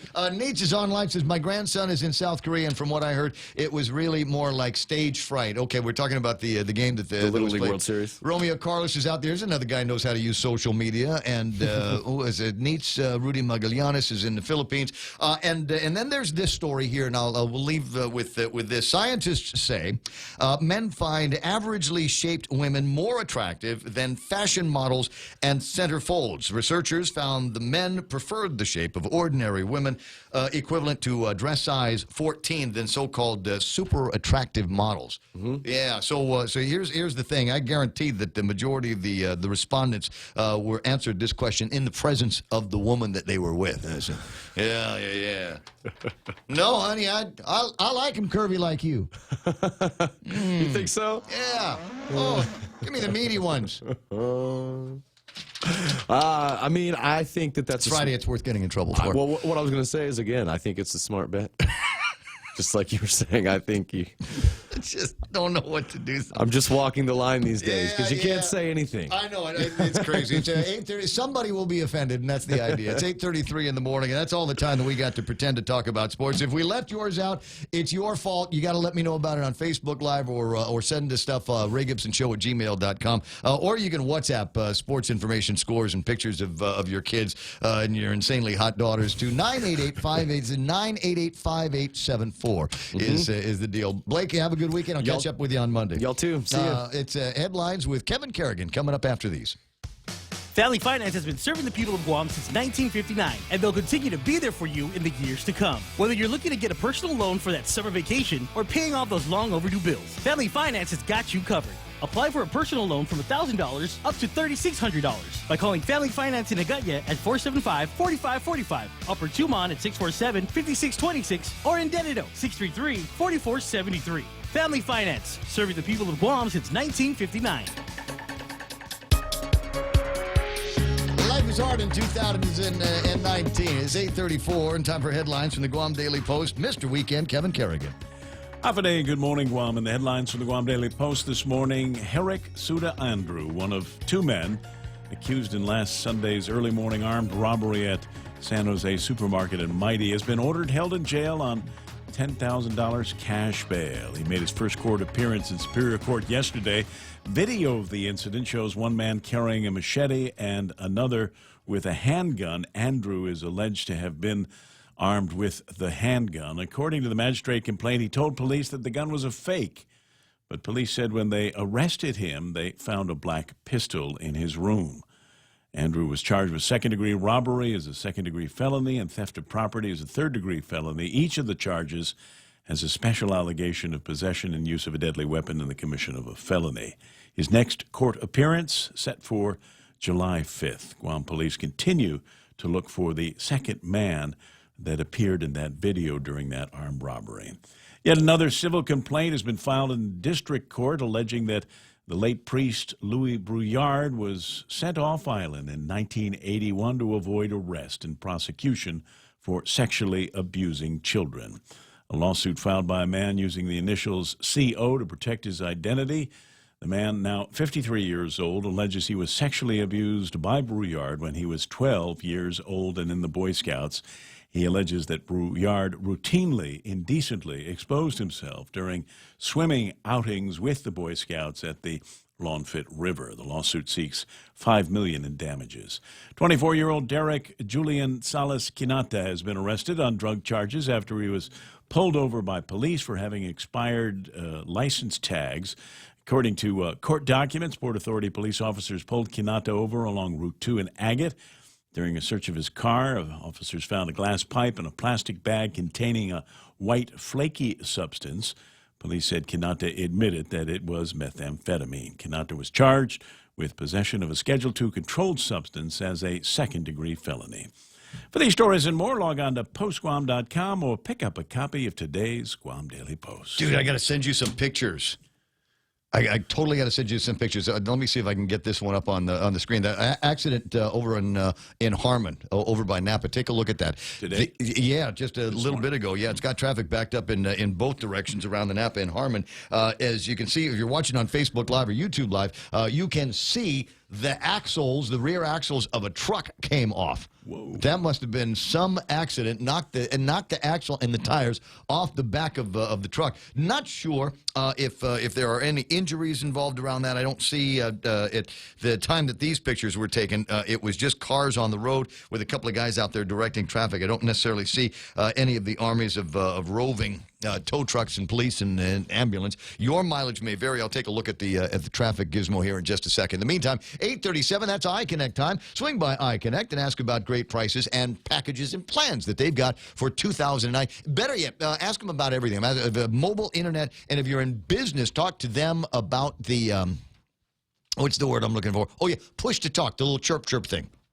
Travel the world and then some with the 2 million United Miles sweepstakes from First Hawaiian Bank. Enter and you could win the grand prize of 1 million miles or be one of 6 other lucky winners. The world is big. Our prize is bigger. Enter at fhb.com/2 million miles. No purchase necessary. Void where prohibited. Sweepstake starts on May 1st and ends June 30th, 2019. Open to legal residents of Guam and CNMI. Ages 18 years or older. Visit 2millionmiles.com for official rules. First Hawaiian Bank. Member FDIC. Equal housing lender. I like girls that talk fast. The barbecue chicken sandwich, avocado BLT chicken sandwich, and the sauce and bacon chicken sandwich at Wendy's. Go and try that today because that's what they got for you at Wendy's. Click. When your family needs medical care, how often do you find the need to visit multiple clinics? When a child has a serious ailment, do you find yourself meeting a medical provider only to learn you must go somewhere else for testing? At the FHP Health Center, you can find multiple specialties and testing services under one roof. And if your family needs urgent care, FHP is there for you with convenient weekday, evening, and weekend hours. Voted the island's best clinic and Pika's best 2 years in a row. FHP, our island, your clinic. Learn more at fhpguam.com. Yeah.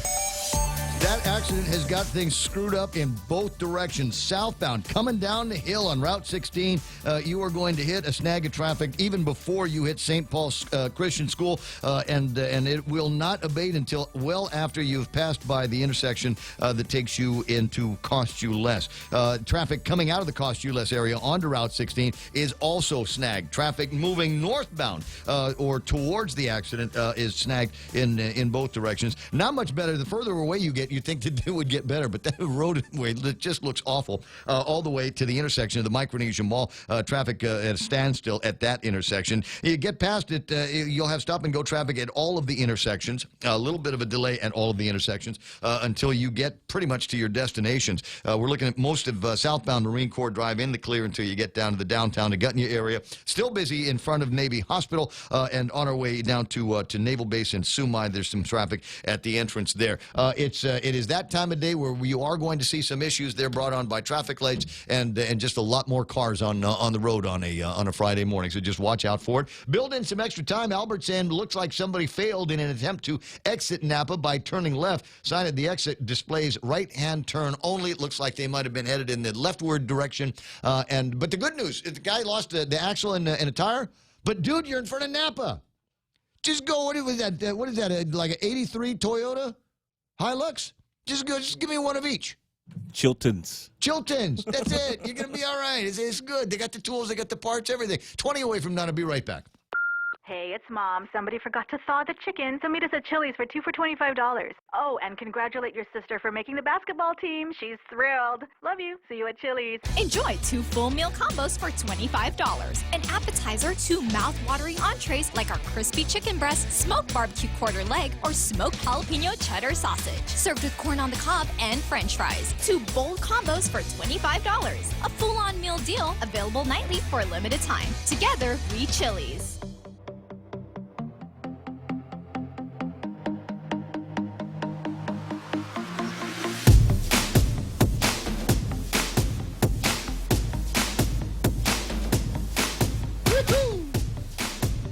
Yeah, it's Friday. Can you tell? You know, there is, and I don't know. Sometimes I wonder what it is that you come here for. What is it that you expect? Is this supposed to be like your intense news, talk serious topic headquarters? Because we can do that. We can do that, obviously. But you know, it's Friday, and we've had plenty of that stuff all week long. And you know how it gets to be Friday, and the rule on Fridays is no frowny faces. We don't do frowny face stuff here on a Friday. Now I'm allowed, but purely for my own entertainment. Am I allowed to get into the frowny face stuff?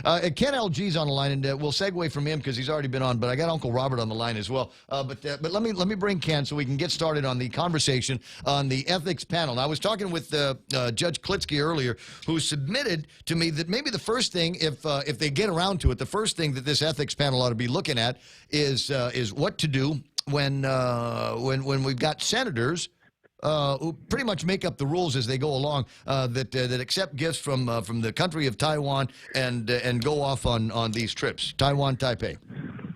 And he said that ought to be the first thing they look at. What do you think, Ken? Well, I'm going to look at something different because I want to look at something that's got a little more teeth in it. And my initial case that I will be submitting before the ethics panel will be the tortured tale of Angel Sablon, and how a meager, a minor little government official tolling away in the dredges of the Mayor's Council of Guam can double his salary just because he feels like it. Interesting. So that's going to be my first case because, you know, here we have a guy who goes from 47 to 53. The justification for the 53 was Hayes study. Okay, everybody got hit with that one. And then the next day he goes from 53 to 76. No justification. And then on February 3rd, he went whining and crying before the Mayor's Council of Guam.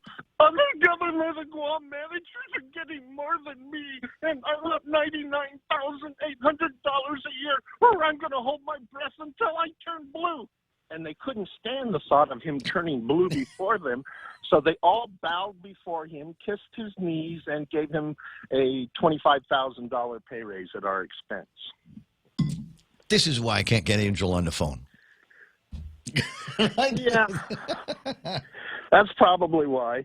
And then we go back and look at the dubious track record and of the Mayor's Council of Guam, and all it seems to do is suck up $10 million a year of highway funds, which is federal. So maybe this could be a federal ethics complaint. All right. Uncle Robert apparently only has 10% on his phone, so I got to get to him real quick. But it's something I want you to look into, Ken, because I know you're interested, and I know you'll make a hill of beans out of this. There is an ad in one of the newspapers today for the House of Cards and the sweepstakes that they are doing for a 2019 GMC Canyon, and an ad for all of the different card games that they're doing there. It is not clear who is paying for this ad, and if it is coming out of Carnival resources, does that mean that there's less dollars that the first dude, Jeff Cook, is going to have at the end of the Carnival run? Why do they need to advertise for the casino? Yeah, I'll definitely look into it. After all, the casino was supposed to be such a big draw that the island of Guam would be tilting to the northwest with the weight of the population coming there after 4 o'clock. That's it? Okay. All right, so you work on that for me, all right, buddy? Will do. All right, see you soon. Have a good weekend. 888-8255-888-TALK, 8:45 in the morning, and I swear we ought to have our own music bed for this part. Ladies and gentlemen, it's time for me to spend some time with quality time with my sainted Uncle Robert Underwood, former congressman, former president of the University of Guam, and now just a retired old guy. He got nobody to talk to except Auntie Narissa and his mother's flowers, and so he needs to have some kind of editorial outlet, and that's why I provide him this on a sort of weekly basis. Hi, Unc, how you doing? I'm doing great. How are you doing? You know, not bad. A great time in the Philippines. Of course, I've never heard of anybody having a bad time in the Philippines, except the couple of hours that you got to spend at that god-awful airport they have. But right. But a good food and nice folks. Yeah, great people. I went to St. Luke's, and near as I can tell, you're stuck with me. All right. Well, that's great. Yeah. That's great. Yeah. Have I bragged enough about 40 years on the radio? going into? No, I'm changing that because 40 doesn't sound as good as entering his 5th decade. Okay. Yeah, it's all branding and marketing. I learned it from you. So a couple of things, and as I mentioned earlier. First of all, I just want everyone to know I'm in British Columbia. I'm here with Auntie Narissa, and we're visiting her son and their family. It's about 2 miles from Butchart Gardens, actually. I love that place. I absolutely love those gardens. Some great people. They do a nice little outdoor show around sunset where you're allowed to bring picnic baskets and a couple of bottles of wine. I mean, it's just the toniest thing in the world when you get out there and do it. You'd never see yourself doing it from around here, but you get down there. I think it's on a Sunday or something like that. A little sunset, and they got a band of piano players, and it's just sweet. Yeah, it's a great place. I'm glad that you're there with Auntie Norris. Now, you have been able to keep track of all the big stories that are making headlines. As much as I can, and especially if my name is thrown in. But I'm so glad it's hardly ever thrown in. Well, you know what? Then why not? Let's start with the flap between the administration, the legislature, and they started walking it back, and Mike Nicholas on trying to figure out how we're going to find a way to get some money into the hands of these World War II survivors before they keel over. Well, I wish them luck. And, the lesson from that is that they really do need to work together, because if you have any kind of slight disagreement, that opportunity might pass through. And so, I think in the haste for everybody to try to look like they're a little bit ahead of everyone else in their care for the World War II survivors, there were a few missteps. But, those things will be forgotten as soon as the checks come out. That's a good point that you make there, and then let me move back into some of the other stuff. We've got this flap on the construction of the firing range, and everybody concerned over this tree of life. Bob Klitsky calls it the tree of knowledge out there at the firing range, and everybody worried that we're going to find what's his name, Kipua's underwear, and it's going to get bulldozed over. I thought you might have some interesting thoughts on how we might resolve that, or whether it is worth anybody's attention at all. Well, I want to know who ate from the tree of knowledge. Who ate the apple? That's what I want to know. And but of course, I'm very sympathetic to that whole issue about trying to figure it out. But there are programmatic agreements, and of course, sometimes people feel like the programmatic agreements are done under duress. But I think if they study them very carefully, I think the military authorities can be held accountable for them. Yes, the reality is that almost everything you do in Guam is going to disturb something, especially in those areas where there are a lot of limestone and where people have lived there for maybe hundreds or couple of thousand years ago. And so the real issue in there is really not pitting, I think, Gov Guam versus the military. I think it's finding the archaeological expertise, real archaeological expertise that will make a determination. Well, they brought in guys with they brought in guys with degrees bigger than yours to study what's going on up there, and so I think they've done some of the big archaeological homework. Well, not always, because I hasten to add that when you're in the contracting business and you want a biologist to be on your site, you hire your favorite biologist. Sometimes they're called biostitutes. You hire someone who you know is going to be favorable to your side. So that's why I think that real third party, not someone hired by the military, is really necessary. I'm stuck on biostitutes. We're gonna put that. That's you know, I need to start keeping a list here of cool words that we get in the program. Biostitutes from Uncle Robert. There is the conversation about that. But what is annoying to me? A PhD in biology that will take your side every time. Every single time. I think I got a couple of lawyers like that too, and there might be a couple of psychiatrists that we can call for exactly the same thing. But there's this whole idea, and I'm amused by it because everybody is throwing aspersions at the federal government, but it's the federal government that first identified that this tree was the last of its kind on Guam and began taking steps to protect it back when you were in Congress. Before you were in Congress, I think Ben was in Congress at the time. Yeah. Of course, this was after, you have to give the military some credit for having fulfilling their responsibility to identify these things. But obviously, this was after decades of not caring about them. And of course, these things, this is like the, so I'm not, I want to give them some credit and give them credit where it's due. But, this was after decades of not caring about anything and just literally doing everything they can. Well, yeah, but I mean, nobody cared about nothing for decades. I mean, we're getting scolded now because we're drinking out of plastic straws and have the audacity to put helium in balloons to make our children happy. And that's that everybody can be painted with that brush for something, I think.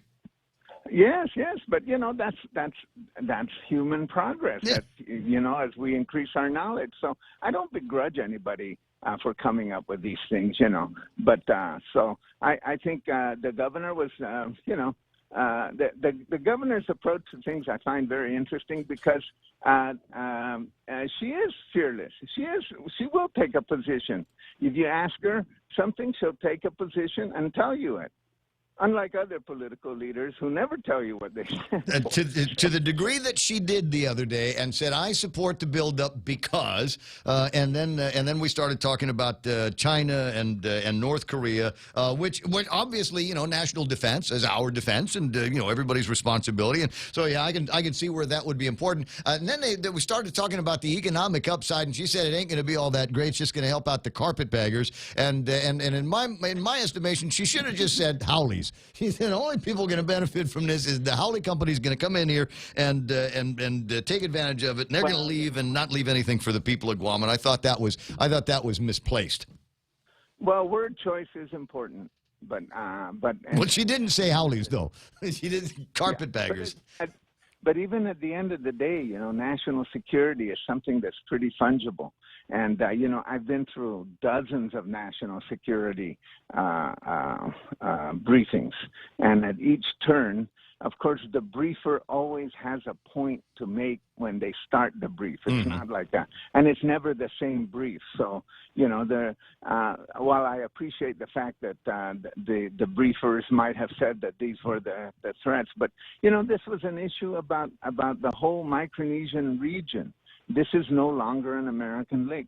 The Chinese submarines are going through it, and now you have you have the Russians getting nearby, and you have the Chinese carrier, and they're building other carriers. But it's not really about military to military. The whole framework is changing. So we'll have to see what kind of warfare is out there and what kind of influence is being peddled. Mm-hmm. So that's a little bit more robust briefing. But I would say that I don't know what the intent of the briefers were, but if you wait another year, the brief might change. Right. Well, she was in a room with a bunch of activists that were calling for, I think, the end of the military on Guam, certainly the end of construction or a halt to construction on the firing range up north.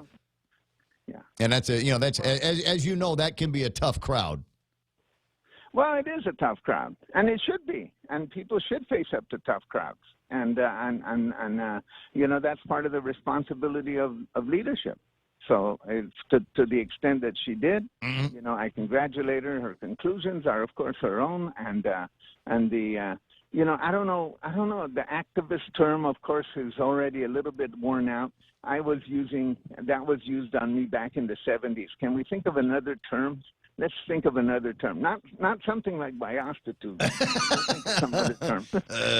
Troublemakers. I don't know. I don't know, because people want people, and maybe it's because of people like you in the 70s that were activists that people kind of want to be defined that way. I want to be the one that is the devil's advocate at the town hall meetings. I want to be the one that makes people uncomfortable with my questions. Well, that's what if people ask me to describe myself, I always say, I try to raise as much hell as I can legally. Exactly. Hey, listen, I know that I don't mean to interrupt your vacay time with Anthony Narissa, so I'm going to let you run. I appreciate your time and your thoughts on these complex issues. And again, part of it is to give... They are. Yeah, is to give Uncle Robert some kind of editorial outlet, somebody to talk to besides Anthony Narissa and the grandkids, but also to help guide my thoughts and my reactions to these sometimes complex issues. I mean, that's what having Uncle Robert's good for.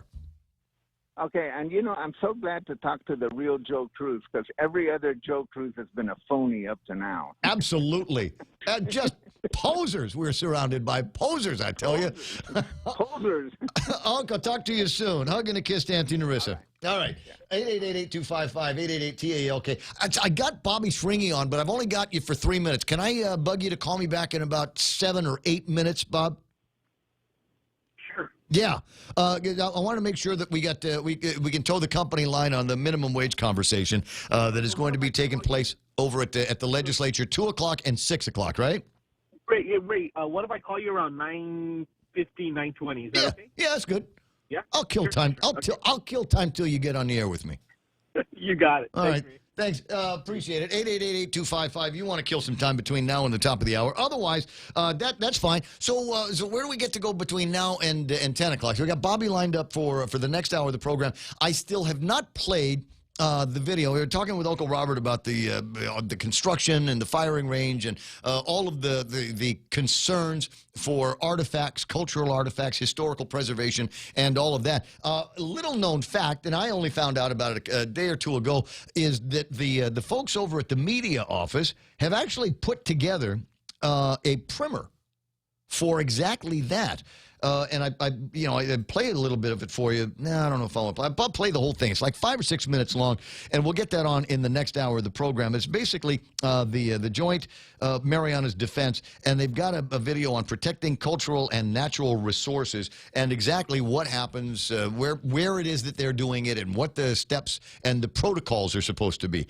And the question that I have, because this seems to have been out for a while, it is. I want to say it's been out since May, and that about predates all of the bedwetting that has been going on over at the legislature on this conversation. And I'm going, well, why didn't they tell anybody they had it?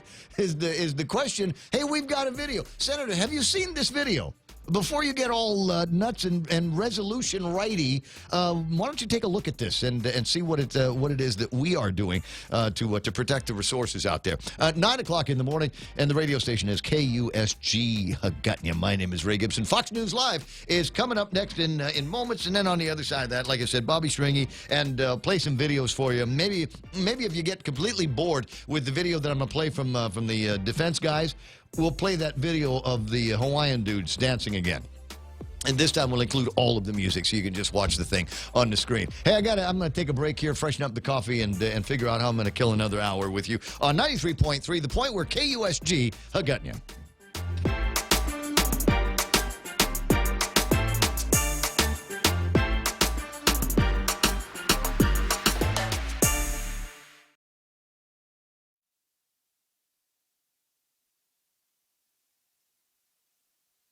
Ended early.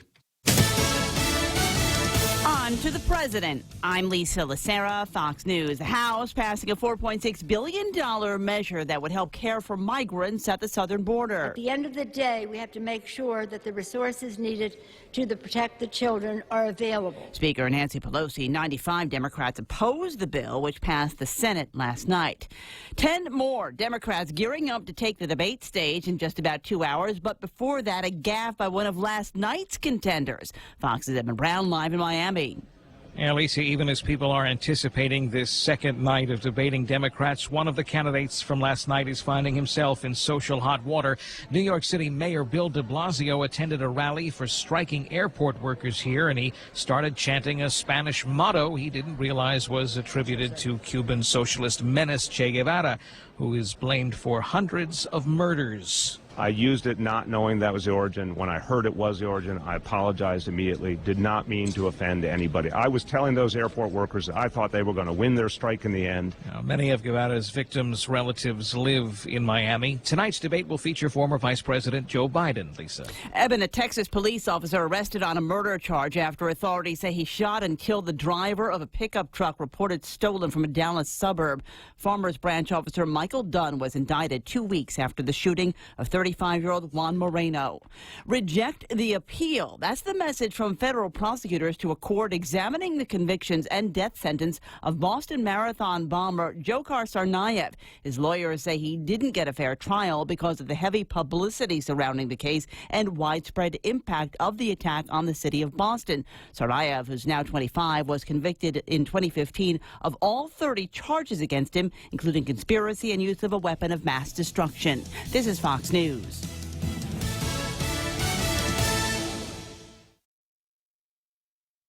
Introduces the new Samsung Galaxy S10 in 3 different sizes. The Galaxy S10 comes with cool new features like Power Share that allows you the ability to share your battery power with other devices. Or you can capture a wider world with its new camera featuring an ultra-wide lens for when you need to take pictures of the whole family. And with GTA handset payment option, you can take home a Galaxy S10 for $0 down. GTA, we start with you. Your home is one of the most important investments you'll make in your life. At Nanbo Insurance, you can rest easy knowing that you're covered with reliable and affordable homeowners insurance. Nanbo makes it easy to protect what matters the most so you can enjoy the moments that matter the most. With Nanbo, you can also save big when you bundle up and insure your car, home, motorcycle, or business. Enjoy great savings up to 50%. Visit nanbo.com or call 477-9754 for more details. President Trump in Japan as the G20 summit is about to kick off. He's got a number of bilateral meetings today, but of course the big one remains to be President Xi Jinping of China. That one will happen on Saturday, Japan time. The White House is shooting down reports today that China was able to put some preconditions on that meeting, one of the preconditions being that the United States relax restrictions on equipment from Chinese telecom giant Huawei. I was told by senior administration officials that is just not happening. And another thing that the administration is shooting down is this idea that the president is going to put an indefinite hold on possible new sanctions against China. Fox's John Roberts in Osaka, Japan. A patrol officer killed 8 people hurt after 2 suicide bombings in Tunisia's capital. Defense testimony from an Iraqi general seems to contradict prosecution witness accounts in the court-martial of a Navy SEAL in California. In taped testimony shown to the jury today, Iraqi General Abbas al-Jabouri says he never saw SEAL Chief Edward Gallagher hurt an ISIS detainee that he handed over for interrogation. That goes against 2 other SEALs who testified Gallagher stabbed the prisoner in the neck. Gallagher says he's not guilty of the murder charge he faces. Another SEAL said on the stand that it was actually him who killed the militant. Corey Scott made the admission during prosecution testimony. Scott has been told by the Navy that he could face perjury if it's determined he lied on the stand after being granted immunity.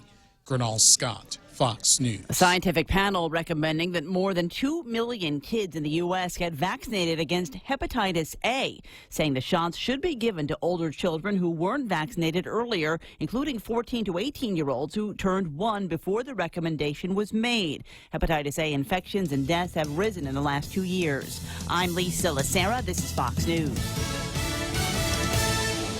Regardless of your age, your eye health may be at significant risk from diabetes, cataracts, glaucoma, and retina problems. A comprehensive eye health exam is key to maintaining your precious gift of sight. Contact Island Eye Specialists to schedule an appointment today. That's 637-2020 or online at islandeyeguam.com. We accept Stay Well, Take Care, Calvo Select Care, and Netcare Health Insurance. Island Eye Specialists. We are your eye doctor. GPSI Guam is a professional services company that is a registered contractor for the federal government. They're an SBA, 8A, and Hub Zone certified SDVOSB, providing program/project management, administration, technical support, logistics, and commodities. Find out more about GPSI and how they can help you today. For large prime companies, contact GPSI if you need assistance in meeting your small business subcontracting goals at 477-3058. They'll be happy to assist. What happened? Is it my turn? Yes. Time for me to remind you or tell you or nudge you to go at Ruby Tuesdays and enjoy the great food spread that they have got put out for you. There's a whole, I'm supposed to read a certain way here. It's Monday, Wednesday, Thursday, and Friday from 4 to 6, and all day on Tuesday. Select draft beers, wines, sangrias, or an RT Tipsy Palmer or a Ruby Relaxer, all $5 or less. $5 appetizers, too. Check them out for happy hour tonight at Ruby Tuesday, Guam. Also brought to you by King's, my friends at American President Lines. APL is shipping the future Micronesia Renewable Energy, where they've got these solar systems that now have batteries that you can attach to them. So when GPA says, I'm tired, your iPhones can still get charged. And also brought to you by the guys over at Cars Plus, where they've got the performance days going on. But I suspect this might be ending like this weekend, because it's going to be a new month of July coming up soon. So if you want to get that great deal on the Grand Caravan or the Durango or the Charger or the Challenger, 1.9% APR, you better check them out for a test drive before the weekend ends. The Ray Gibson Show. Any speaker, anytime. Morning talk that matters. Man, Facebook is Mazulang this morning. If you are trying to hit me up on Facebook and getting frustrated with the interruptions, my suggestion today, go to YouTube. There seems to be a problem on their end. I'm sending a big wide signal all the way out, but for whatever reason, I'm getting a whole lot of frame drops and things like that on their side. So I don't know what it is. The YouTube feed is 100%. We're not dropping any frames at all on that one, and they're picking me up in crystal clear stereo and high definition television. Seriously, this high def camera that I'm sending out there, 1080p, buddy, right? But it's actually better there. But the thing is I can't see your comments on YouTube Live the same way that I see them on Facebook Live. But I do see Pam, who made a suggestion for a sound effect today. She wants me to play she wants Real Joe Cruz to play the bong sound effect. It's a bubbly. Do you have it? Yeah. It's possible there could be some weed smoking going on here this week. Just a reminder, there's nothing wrong with smoking marijuana. You got some dope on you, legally obtained. Maybe you grew it by yourself, or I found it. I found me some dope. Go ahead and smoke it. Just don't drive. Just don't drive. The cops pulled the guy over for going 15 miles an hour down the road. I'm serious.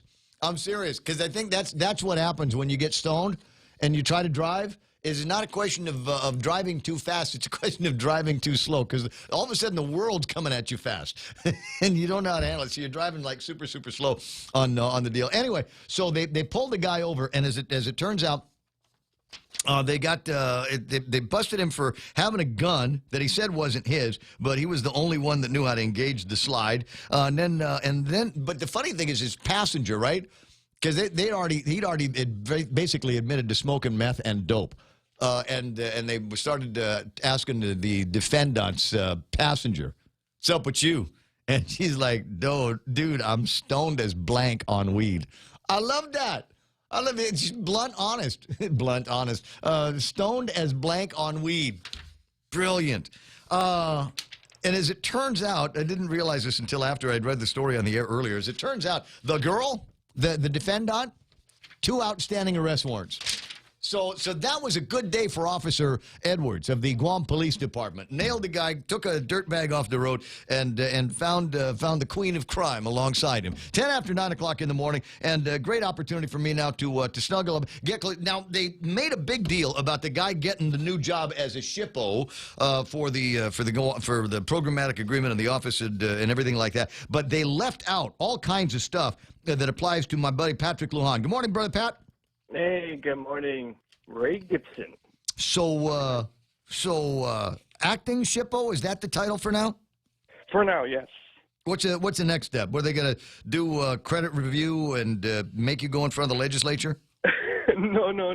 No, it's a classified position. So, it's what happened was they needed to fill this with the urgency of all the issues that's going on, and they were looking for qualified people. And I was like, well, here's my resume. Yeah. And sure enough, it meets the criteria. Oh, So. you asked for the job? No. It was available. Yeah. And so. They said, "Can we look at your? We heard that you're qualified." And I said, "Okay." Well, you were the deputy Shippo before, so you had that going for you, right? Correct. Okay. And near as I can tell, the issues haven't generally changed in between then and now. I'm not sure that there have been any new restrictions or new agreements that have been made between the government of Guam and the programmatic agreement and the federal government. Is that right? Yeah, that when I was first at the seat, it was at the creation of the initial programmatic agreement. So right. Since then, it's been signed off. I don't believe there's been a new version, and I'm getting more information as I've sat here for the last 24 hours. More information about it and how it's supposed to be up for review and some different opinions about it. So, I'm collecting. Well, never mind the opinions. Go for the facts, Brad. You and I have had conversations along these lines before, and as a member of I would put you down as a member of the journalistic community. Opinions are a wonderful, wonderful thing for people to have, but there are facts out there as well. There's I mean to play in a little bit a clip from YouTube from the Joint Marianas Joint Region guys. On what it is that they're doing to protect cultural and natural resources in and around that construction area. Have you had a chance to sit down with Joint Region officials? Not yet. I do plan to, though, within the next week or so. There's a lot of stakeholders that I was just in a meeting with Dave Lotz, one of the board members here this morning. I have a scheduled meeting with one of the senators on Monday. Mm-hmm. Met with the Preservation Trust yesterday.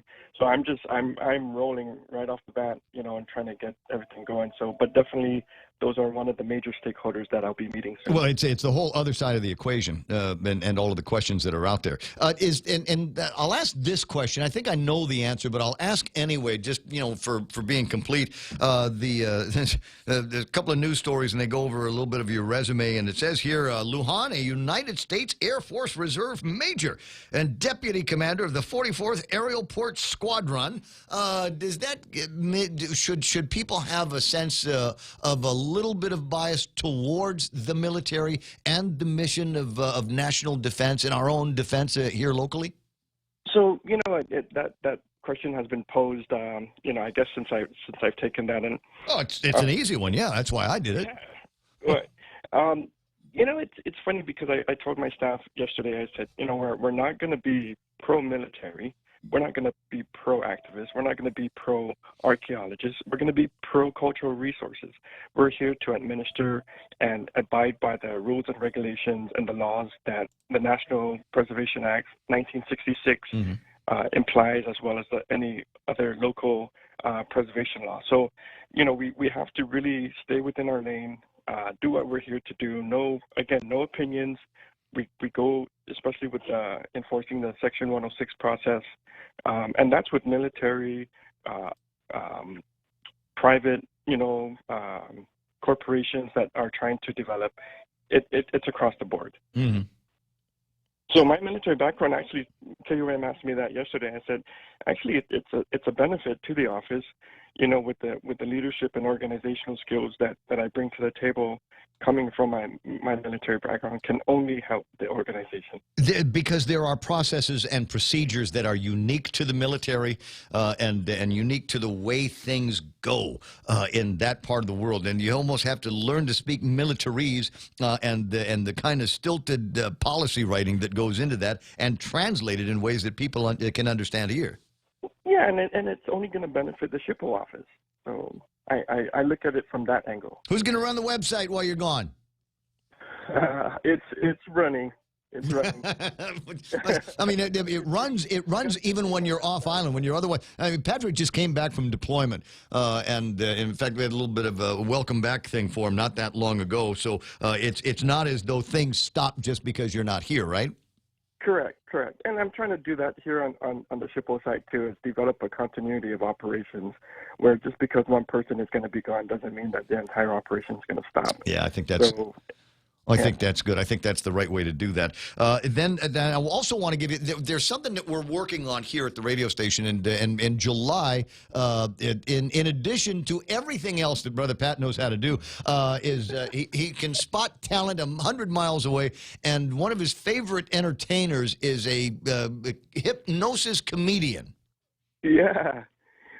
So, like you said, I like to, provide good entertainment for the island, and I spotted a hypnosis, and he's willing and so eager to come to Guam.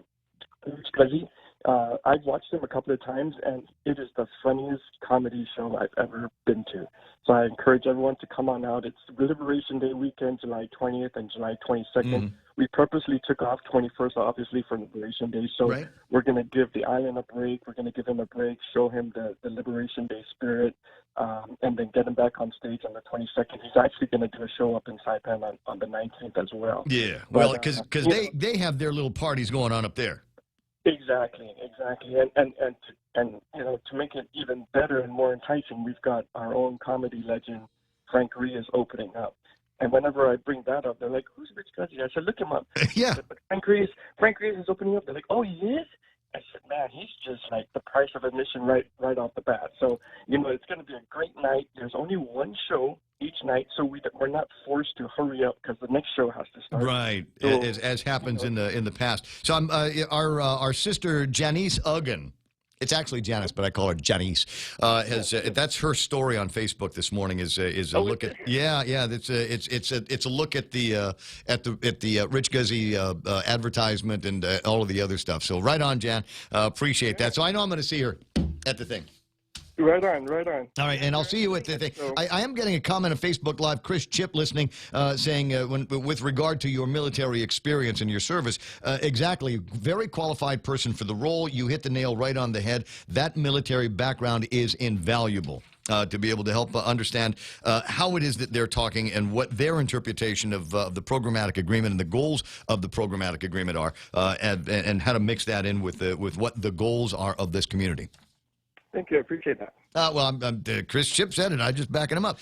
Dude, it's always fun talking with you. When are we going to get... Now, the other thing that they left out on the resume here, talk about Air Force Reserve Major and Guam Sports Network, former sports administrator for Parks and Rec, yada, yada, yada. Here's the thing that they left out. They left out is, number one, he is a wine connoisseur.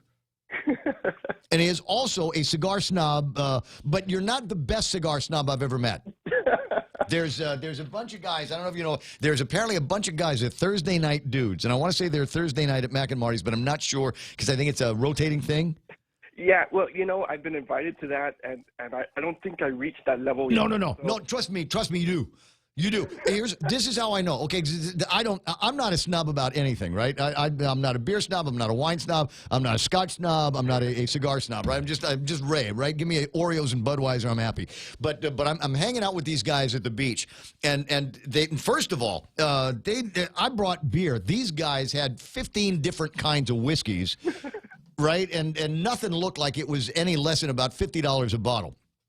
So they start with that, and then they go into they must have thought that there was going to be a lot more people there because there must have been between them I'm not exaggerating here either, at least 200, 500 cigars. Holy cow. Yeah, in like humidors, and they had these like Pelican case humidors. Okay, I have that. So they're done. You're a snob. Live it, own it. Yeah, just own the fact. And they had fancy clippers. Not one of these guys bit the tip off of the cigar, right? Multiple lighters. You have to have multiple lighters. From the like a Zippo all the way up to the one that looks like you could work on cars with. Yes, torches. Yes. Yeah, the torches. So trust me, you would fit in with these Thursday guys. Yeah, I probably would. Yeah, it's like that. Nate Horn's on the line, thanking you for not charging Brian McKnight prices for the comedian. Oh, yes. That was purposely done, too. I wanted to make it affordable. It's not about making money. It's about providing good entertainment for the island. You're going to bring him by for an interview, right? Yeah. So we got to do a phone or two from long distance. He's happy to do that. Ready for that. We'll get around to doing that. All right, Shippo Lujan, I'll talk to you pretty soon. All right, my brother. Thank you. All right, kiss to Tish and the girls. I'll see you. Will do. 888-8255-888-TALK. There we go. And then that's a long and short of it. Now we can dig into the controversial angles of all of this. My God, what happened to Linda Uggan? And to the degree that might be provocative, I don't know. What's the answer going to be? Well, that's between her now and Richard Ibanez and Bob Koss and the Civil Service Commission. The guys going in, they asked for a resume. I gave them a resume. They tapped me for the job. It went pretty quickly, obviously, but everybody seems to believe that they're following their version of the law. So I don't know that there would have been any compelling answer like, oh yeah, she deserved what was coming to her. Is that what you thought you might hear? I don't know, because I'm hearing a lot of stuff on both sides of the conversation having to do with Linda Uggan, and maybe making things more difficult than they needed to be with the conversation. But what's her reaction supposed to be? She's the lady that signs off on the paperwork, and she's the one that has been picked all these years to look after it. That's the role that I thought she was going to be. I thought she was going to make it that much more difficult in the name of preservation for people to do what it is that they do. I mean, she's the one that needed to be impressed with the steps that the federal government was taking to preserve and protect. 9:22. A couple of minutes. Oh, that's probably Bobby on the line. So we'll get Bobby on the line and finish up the conversation today. There's going to be a public hearing over at the legislature. And today the big deal here is going to be minimum wage.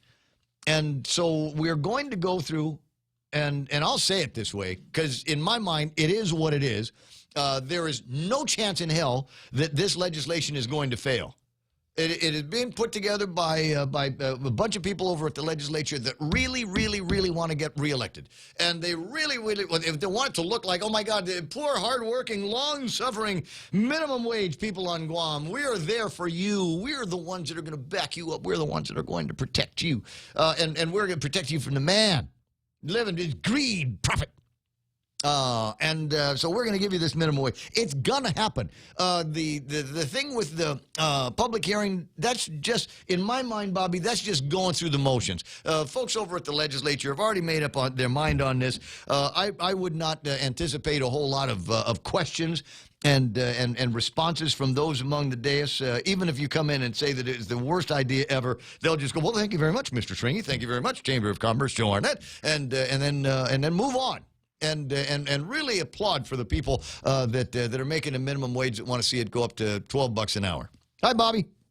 Good day, Ray. How you doing? I'm okay. I just trying to be real about this conversation that's going to take place over at the legislature. I don't think that there is any argument that any sane person can make that is going to change the minds of the people over at the legislature, especially the ones that have introduced and signed off on this bill. No, absolutely. I mean, you have 10 co-sponsors, so I think. I think where the bill is going is pretty evident. Yeah. But it doesn't mean that a sane argument can't be made, because I think for the most part. Well, they ain't going to listen to it. Yeah. See, my take is, and the chamber obviously has a position on this, is that okay? Sure, no one's really going to argue the amount or the proposal itself in terms of saying 50 cents in 2020 and 2021. The argument, really, the bigger argument here is. Wow, all we've heard and seen in the last year or so are tax increases, proposals to raise fees. Not many people would realize, but when you actually arbitrarily increase the minimum wage, you're basically adding more expenditure. You're mandating more expenditures to an operation. And when a predominant number of our businesses on Guam are small businesses, that takes a toll, because it's about, $2,080 per employee where you're arbitrarily increasing their wages. Plus, you have to also remember, if you're taking someone from 825 to 875 or 875 to 925, Ray just gave his entry-level employee who just started a couple of maybe 6 months ago a recent raise, took them to the $8.75, $9 level. What happens next? I mean, there's that trickling effect. But I think the bigger picture in all of this is the argument on the wage is really it's there, but it's not as big as where do we go from here? You got BPT increases, liquid fuel tax increases. I know there's a conversation on sales tax increases. We're not seeing the government do its fair share of, hey, let's start cutting down expenditures, because maybe if we start cutting down expenditures, we may be able to go back to some of these recent tax increases and start taking them backwards. And then there's that other factor. Well, that in my mind, Bobby, is the sane argument that needs to get made. The reason why they're increasing the minimum wage on Guam is because of a recent increase in the cost of living and the cost of goods and services. And my response is the prices all went up because of you jerks. Exactly. You're the ones that voted in favor of the tax increases and the liquid fuels tax increase and the or more tax increase, and that's why the prices for everything has gone. Did you not see it when you increased the taxes? Did you not understand that was going to happen? I told you it was going to happen, and it did. And now in response to those increases, you're going to go and make prices go up for everybody else. And so I'm with you. The correct answer in my mind is roll back the BPT, take it to 3. Roll back the BPT, take it to 3. We'll decrease the liquid fuels tax. And take that back down to 11 if you want to. But I tell you what, here's another secret, guys. If you take it down to by 12 cents, if you take it down to a dime for a liquid fuels tax, gasoline will be take it down the full 11 cents to 9 cents. Correct. I'm trying to figure out what the numbers I want it to get to. If you eliminate it completely, gasoline on Guam will be under $4 a gallon. Wow. See, there you go. It's a good start. Right. And then they're going, but the government will get less money. And that's not the answer. In my mind, the answer is there will be so much additional money floating around and additional purchases floating around that they will spend that money that they're not paying in BPTs on the additional taxes and the liquid fuels tax. They'll pay for dinners on that. They'll do some shopping over at Home Depot and at Benson and at Macy's with that money. It's that disposable income. It will come back to the government of Guam. There are folks that are saying, well, you have these Trump tax cuts and the benefactors were these big businesses. Well, there were folks that probably saw a savings of $30, $40, $50, $100 a pay period. Where do you think those monies are going? That's additional disposable income. Now I got that extra dinner out with the spouse and kids, that I didn't have previously, and it's a trickling effect, and these are the little things. Is it the ultimate solution? Absolutely not. But we have to start, thinking this or more. I'm glad you brought that up. Mm-hmm. A lot of people thought, well, by increasing the property, the improvement, the property tax on the improvements of those properties over $1 million is basically a move against the wealthy. Well, here's the reality. A good number of these entities that were impacted, and we had a list that we were looking at, are commercial entities where a lot of small businesses, by the way, house themselves. They pay rent, or government entities such as the ITC building, or you also have condominiums and units where people are residing. So what people don't realize is that if Ray had his, if your station, the Ray Gibson Show was housed in such a facility, that cost is going to come back to you.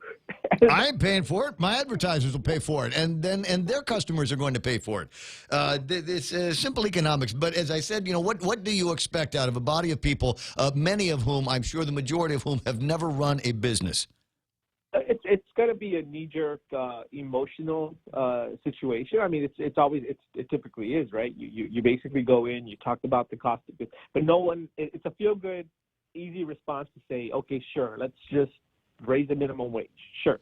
But where do you go from here? Let's do it. Let's do it the easy way, because it's just so we can make it easier for you. Let's do it the dumbest way possible so we can make things easy for you.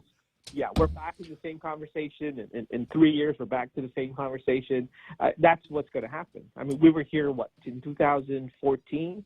and then the discussion came across in 2017 when Speaker Cruz was at the time was proposing it, and it was the same argument then. So what happened in between 2017 to now?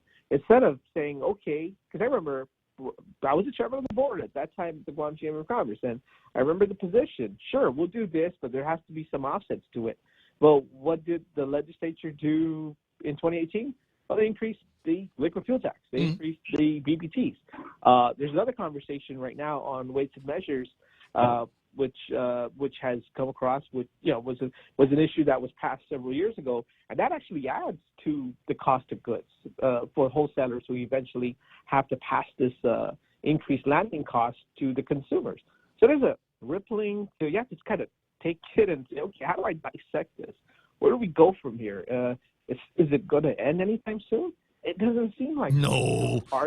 No, the appetite for dollars in this government is endless, and trust me, they'll find a way to do it. They'll find a way to hire 150 people at $10 an hour here pretty soon, and there's nothing that's going to be done to stop that. That, as far as I'm concerned, fait accompli. Don't have a medical examiner. Don't have enough cops. We don't have enough people over at the Department of Corrections. And if you read up on one of the stories in the newspaper this morning, we got a guy that would turn state's evidence in one of the cases at the Department of Corrections because he was busted for ICE, and he rolled over on a bunch of other people at DEPCOR, officers that were likewise doing ICE. So we, if we're going to hire 150 people, can I get to pick where they go?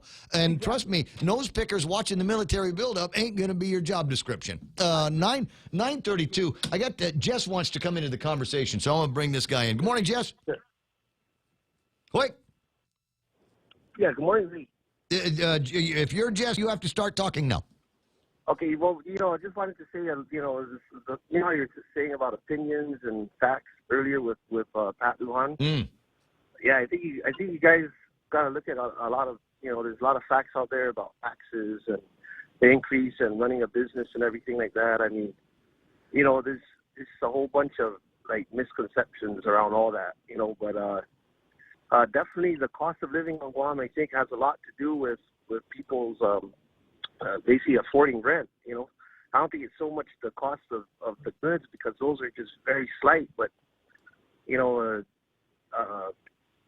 when people can't afford rent, I mean, that just makes it pretty hard to live on Guam. I mean, where are you going to live if you don't have a... Absolutely agree. Well, yeah, and the legislature, the same legislature that wants to bail you out and save you, to bring you salvation, Jess, is the same legislature that increased the cost of that apartment building where you and your friends or your family might be living, so that there are increased taxes on that apartment building that they have no choice but to pass along to the tenants. Right, but that's what I mean. It's like, why even do taxes then if people are just going to say, okay, I mean, if I'm a business, I'm just going to pass that on to the consumer. So exactly. Yes, because that's the way the world works. Business, so why tax businesses at all then? Maybe the BPT should be zero, If that's there are conversations on yeah. No, there are conversations. Great point. There are conversations on, and I know this occurred years prior about eventually converting the BPT to a sales tax as an example. It's a conversation that has to be on the table. I actually had a conversation with someone yesterday who asked, "What's wrong with this proposal on the sales tax or this online sales tax?" And my response was very simple, and I'm sure Ray might kind of agree with me. Theoretically speaking, we all agree. There should be some sort of a compensation coming in from, online business activity, since it levels the playing field with local businesses. But here's the problem: we can't be talking about new taxes when the consumer confidence in the government spending is just not on to par. Ray just said if there's 150 folks, he would like to dictate where they're going to be going. 150 new hires, he would like to dictate where they're going to be hired. Here's the reality. We both want more police officers. We both agree that there has to be more custom officers. But we both know that even with the new 4% online sales tax that's being discussed, that's probably going somewhere else. And that's the concern, that consumer confidence. Until the government show diligence in reducing some of these expenditures, then I don't think our tax increases need to be on the table. I think the government has. I mean, the senators. I think have. I don't know if they're, but they do oversight, and I think these people present budgets and they say, okay, well, we cut almost everything out, and this is what we have. I mean, how much more can you cut? I mean, I guess you just have to cut employees, I guess, after that. But my main point too is also the liquid fuel tax. We're talking, the liquid fuel tax. I don't even know if the military people pay for that. But they use the road. So Correct. It's a little discriminatory there, or Sure. I mean, what's going? Well, don't forget veterans are also, we've got our own local veterans, people that have served the country from Guam that get to buy at the auto port.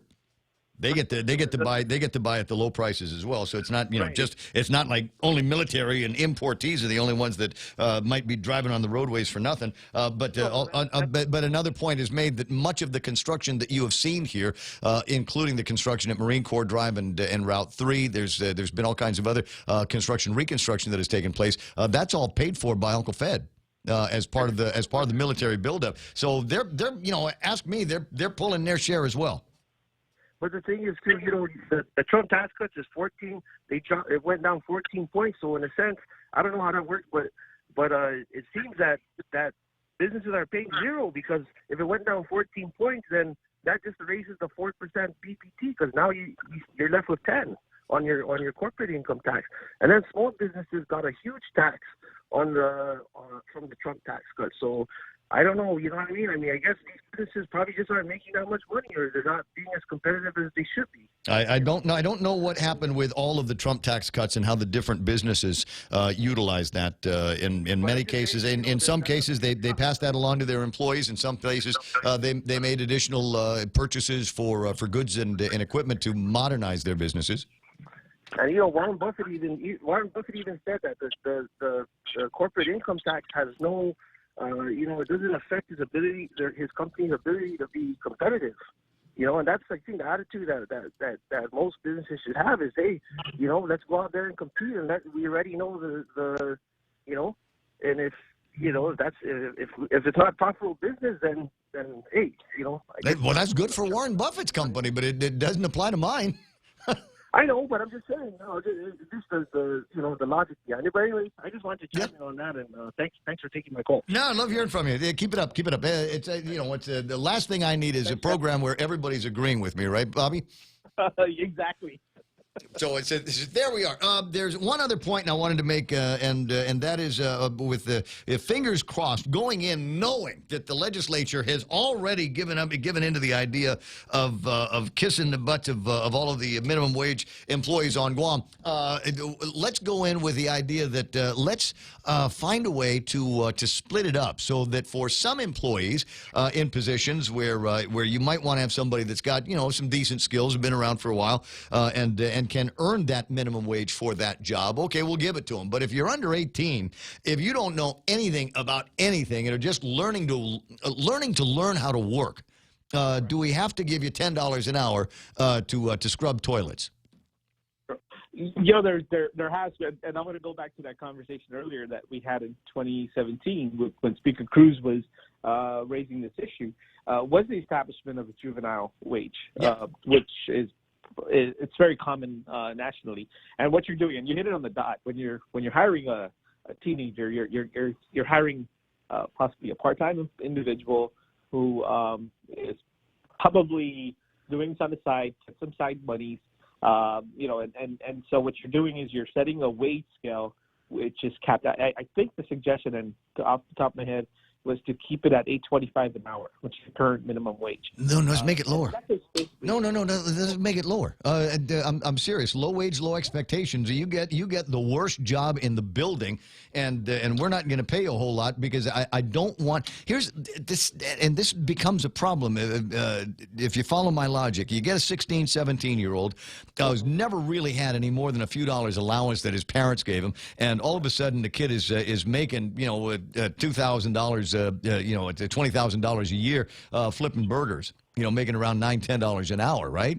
And they go, dude, that's all I need. I'm just going to get nice rims for my truck. I'm going to put, put a killer sound system in there and someplace cool for me and my chick to ride in. And that's as far as they're ever going to want to get. That we need to put them into the mindset that we're going to give you crap money for crap hours and crap work, and you will want to earn a whole lot more than just that minimum wage, even the next big minimum wage jump. Correct. Yeah. So I don't want kids to be impressed. I don't want them to be impressed at $9 an hour. I need them to be impressed by the guy that's making $25 an hour, $30 an hour. And you want them to build the mindset that, okay, well, I'm going to work this hard. I'm going to work hard, but now I should consider I'm graduating from high school. I should look at going to college so I can eventually earn more, because this is not where I want to be. But you're right. You're absolutely correct. You put someone at a comfortable level now, and they're always going to assume this is the comfort level and this is where I'm going to stay. We got to develop that mindset of, hey, listen, I got to build myself. I got to get myself to the next level here. But yeah, there is that is one of the options on the table to consider a juvenile wage for the sake of building that opportunity. But we also have to look at workforce development and these opportunities. Great programs at GCC, such as the Work Keys.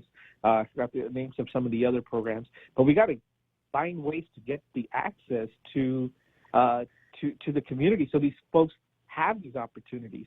So you can get, you're coming into the workforce. You're starting off at an entry-level position, be it a cashier, be it somebody at flipping burgers, as you mentioned. The opportunity for them to earn salaries that are slightly above minimum wage, if you can bring in some sort of an effort, such as a certification of some sort. Yeah. These are the types of challenges that we have to create, or these opportunities rather that we have to create. But for the most part, and we've done many surveys in talking to businesses. A lot of businesses really, we're fortunate. And I'm not saying overall. I know there's always that theory that some industries tend to keep people at the lowest of wages. But in many of our surveys, including the organization that I work with, I think we have probably one entry-level position that's at that level. Most organizations are, well, I'm looking at building people. Because you got someone, if you have a good employee, just like you, Ray, as an employer, you have good people, you want to build them, you want to keep them, and keep getting competitive wages. Right, and not to drive the point down too hard. My problem is I'd like to get more people. I want to have more Joe Cruzes. I want to have more Ryan Hawaiians. I want to have more Daryl Izamas. But the problem is, for the job that I need them to do in the late night hours, on the weekends, where they should be able to go on the air, make mistakes, and figure out how to get in and be clever and be creative and be the next Ray or Toad or Jerry or John or Chris Barnett or whatever. Those opportunities don't exist because it costs too much to have somebody come in and just basically babysit the system and not bring any real value to it yet. Agreed. Right, and so that's why there's a lot fewer of those entry-level minimum wage jobs you're talking about, because people are trying to figure out ways to automate it. Go to the McDonald's up in Gigo. Exactly. Done. And so there's unless you want to get more of those kiosks where you do it yourself, then that's what we've got to figure out a way to head off that conversation. And unfortunately, you can't do it when you've got touchy-feely, reactive legislators. I gotta run. I gotta finish up the break. So today, 2:00 in the afternoon, you're either see it that way or you don't. And so get to the legislature and make your voice heard. 2:00 in the afternoon, and then again at 6. You got it. All right, buddy. I'll see you soon. And if you're going to be sitting on the same side of the table with Shringy and I, then do me a favor. Also bring up Bill number 9, which would help repeal those the idiotic taxes from last year. 9:44 is iConnect time. Go by iConnect and ask them about the great rates and specials and plans that they've got. Help you save some money on internet and mobile plans. We know too well the inconvenience of not having power after a storm. You worry about food in the freezer going bad. Nights get hot. It's hard finding comfort when going to sleep. These are realities. But with solar and battery storage from Micronesia Renewable Energy, these realities can be a thing of the past. The solar works during the day and the batteries power your home at night. Call 632-2613 to see how solar plus battery storage can make life a little more convenient. MRE. the smarter choice. There's a nice little conversation on Facebook Live going on between Amanda and Chris. You can always join in the conversation. I just wish the Facebook feed was better today. We're sending out a sweet feed to the internet, but for whatever reason, Facebook is having a hard time swallowing it all at the same time. YouTube Live not having so much of a problem. You're welcome to watch the program and interact there. I am checking the Facebook Live responses to see what people are saying. How that's how it usually starts at the bottom, and you work your way up. But you start off a 16-year-old with $10 an hour wages, and pretty soon they'll think that's as far as they ever need to get. And we want our kids wanting more, working towards more.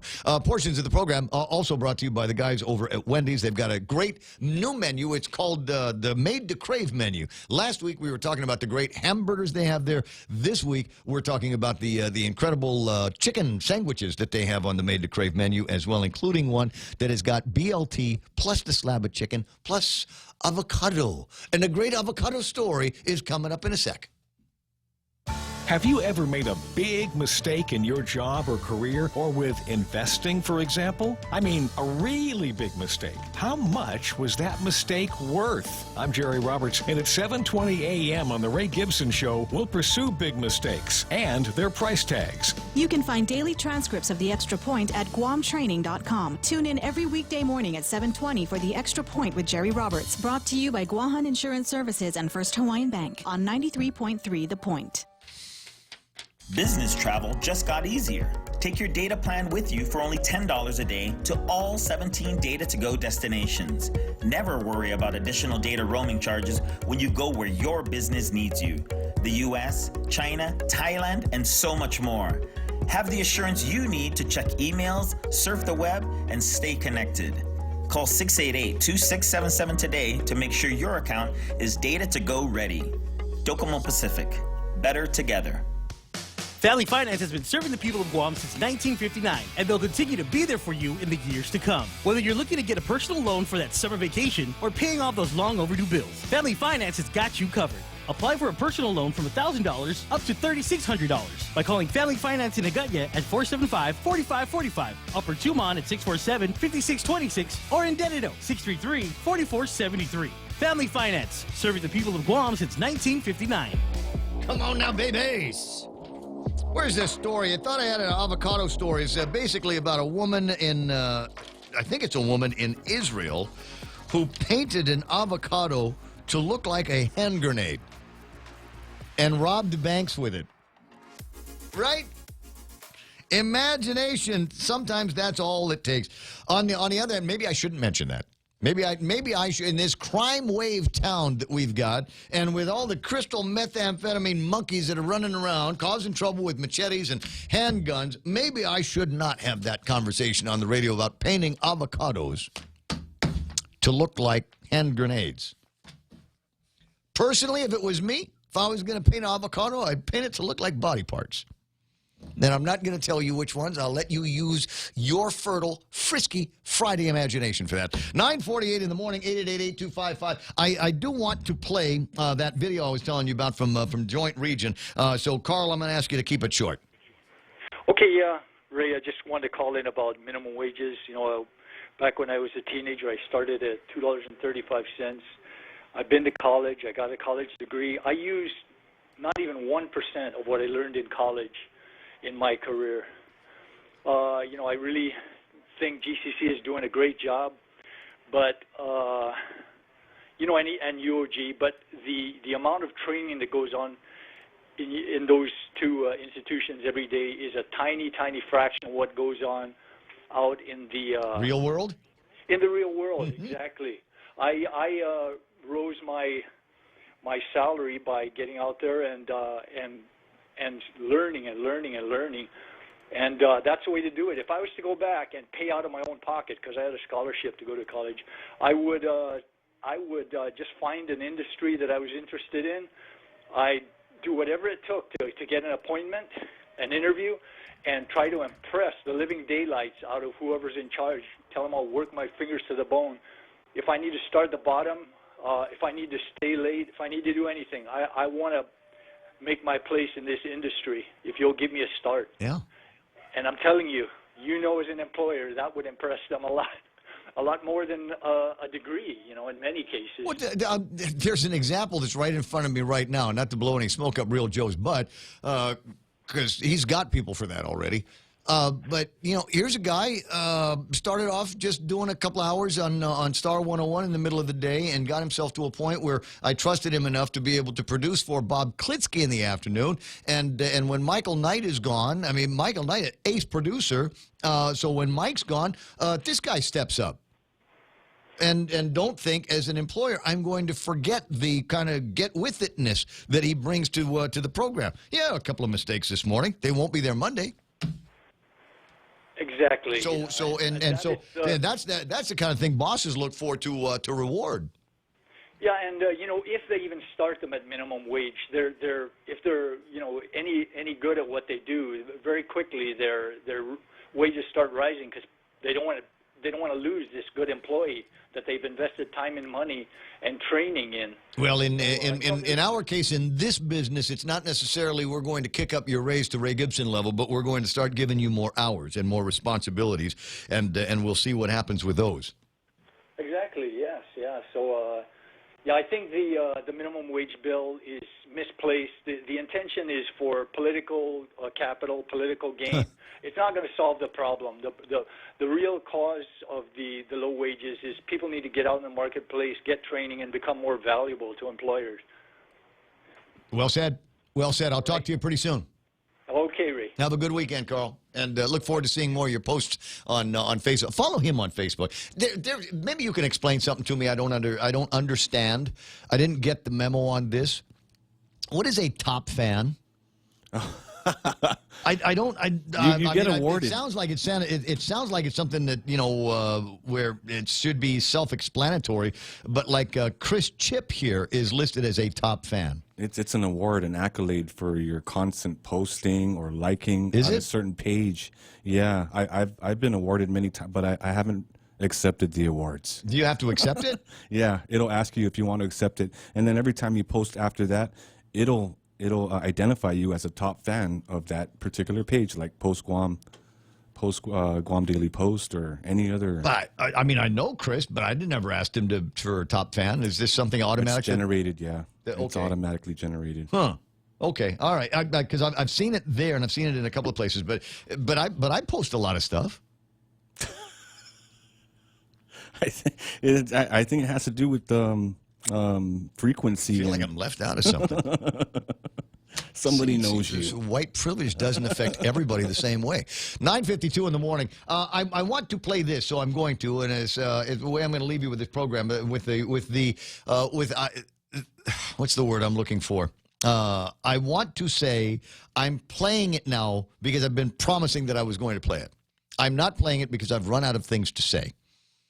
That's like since I've started doing talk radio, I've always felt like if I play something that's not me talking or somebody on the phone or whatever, it's because I've run out of stuff to say and I've given up, and this is how I'm going to kill 7 minutes. It isn't. It is something I've been promising to play, protecting cultural and natural resources, and this is a piece for video put together by the military on how they are taking care of artifacts and cultural resources at the construction zone. Check out the cool kind of NPR way they annotate it. Yeah, it's jazz, baby. Just as we take seriously our charge to defend the homeland, protection of Guam's precious natural and cultural resources is essential to who we are in the Department of the Navy and Department of Defense. In this episode, we will discuss 3 primary points of interest: natural resources, cultural resources, and access to the Ritidian Wildlife Refuge. While clearing is part of any construction project, most of the forest within the range complex will remain undeveloped. That's right. Out of approximately 700 acres, only 315 will be developed. Of that, 89 acres, or 12%, is limestone forest. The rest of the land within the construction area of the complex has been previously damaged by invasive plants and animals and/or impacted prior to the passage of more recent environmental laws. However, as part of an agreement with the U.S. Fish and Wildlife Service, in what is referred to as the Biological Opinion of 2017, The military is committed to enhancing an acre of land for every acre that we are to develop. This means for every acre developed, another acre is enhanced closer to its native state somewhere else. Overall, the military will restore 1,000 acres of forest habitat as part of the Forest Enhancement Project. As part of that effort, many vitally important and threatened native plants have been transplanted and reintroduced, strengthening the biodiversity on this part of the island. Our goal is to balance our environmental commitments with our military mission. To relocate the Marines to Guam, we have to work with our regulatory partners such as the U.S. Fish and Wildlife Service, and we will continue to engage with them to ensure that they have involvement in the process of delivering on those environmental commitments. Guam has a unique and diverse archaeological record. To mitigate risk to Guam's important cultural resources during the construction of the live fire training range complex, the military has adopted management practices that meet or exceed federal government or private sector requirements. Historic and cultural artifacts found on military installations are often better preserved than in public lands due to reduced risk of vandalism or accidental disturbance. Additionally, Congress recently approved $12 million in funding for a cultural repository on Guam, designed to preserve the records and history of important sites and artifacts for future generations. As was shown and explained in our last episode, there will also be no physical impact to cultural resources located within the U.S. Fish and Wildlife Retidian area. Bullets from weapons are caught in earth berms at the north end of each range, and the Retidian area is located 600 feet below at the bottom of the cliff. This is an unprecedented package of mitigation work, and that is commensurate with, obviously, the large-scale development that we are proposing. This entire plan has been developed in consultation with the experts in protecting these species, so we are confident that the plan moving ahead would be offsetting the impacts of our development for the Marine Corps relocation. Though access to most of Retidian is already closed to the public due to U.S. Fish and Wildlife Service policies, a portion of Retidian Beach is available for public enjoyment via the western part of the refuge. During the operation of all the small arms ranges located on the eastern side of the complex, there is no impact on visitor access. This is because the safety zones overlap areas that are already restricted to the public. There would only be restricted access to Retidian Beach when the machine gun range is in use. This is because the road to get to the beach crosses over into the safety zone. Additionally, access restrictions, which are an important precautionary measure intended to ensure public safety, are not expected until mid-2024.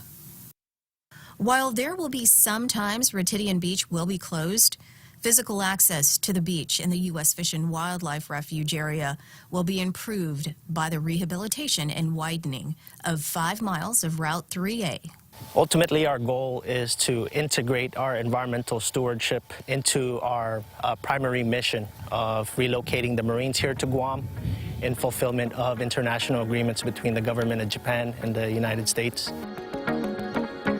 If you have any questions about what we presented today, please feel free to call us at 349-4055. Or email us at cjrmpao@fe.navy.mil. Wake up! Get up! I'll make you a deal there. I cut that audio for nothing. You send me a script, I'll send you back some audio. I'll make that clean. I'll make that pretty like Catherine Cruz Norton. Whose voice you did hear in that piece. So are there any other questions? Do we have anything else? There we go. I hope that resolves a couple of questions. And the one that I have is, did they send a copy of that link to the guys over at the legislature? Is it possible they could have just said, listen, before you guys get all your knickers in a knot and wet the bed on this, here, take a look at this. Now, if you still have some questions, then come back to me and we'll have a conversation. Yeah, not one of the more popular videos. I think that might be the 79th time that it has been seen on Facebook. You can always tell on YouTube when something hasn't gotten a lot of views because there's no Guam Auto Spot commercial in front of it. There's no Highland eye doctors or anything like that. Hey, there's the music playing. So guess what? I'm 20 seconds away from my weekend, and I don't know what the heck is going to happen, and there's going to be DUI checkpoints, so watch out for those. Make sure that you've got a designated driver. Lots of sports stuff going to be going on this weekend. Triathlon on Sunday. Good luck to those guys. A couple of 5Ks that are going to be happening this weekend. You might see me at one of those as well. But I'm not running fast. I'm just telling you. I'm just going to go to support, right? Okay. The radio station is KUSG Agana, and we are 93.3 The Point. Good job, Joe. Here's the news. Taking the stage. I'm Lee.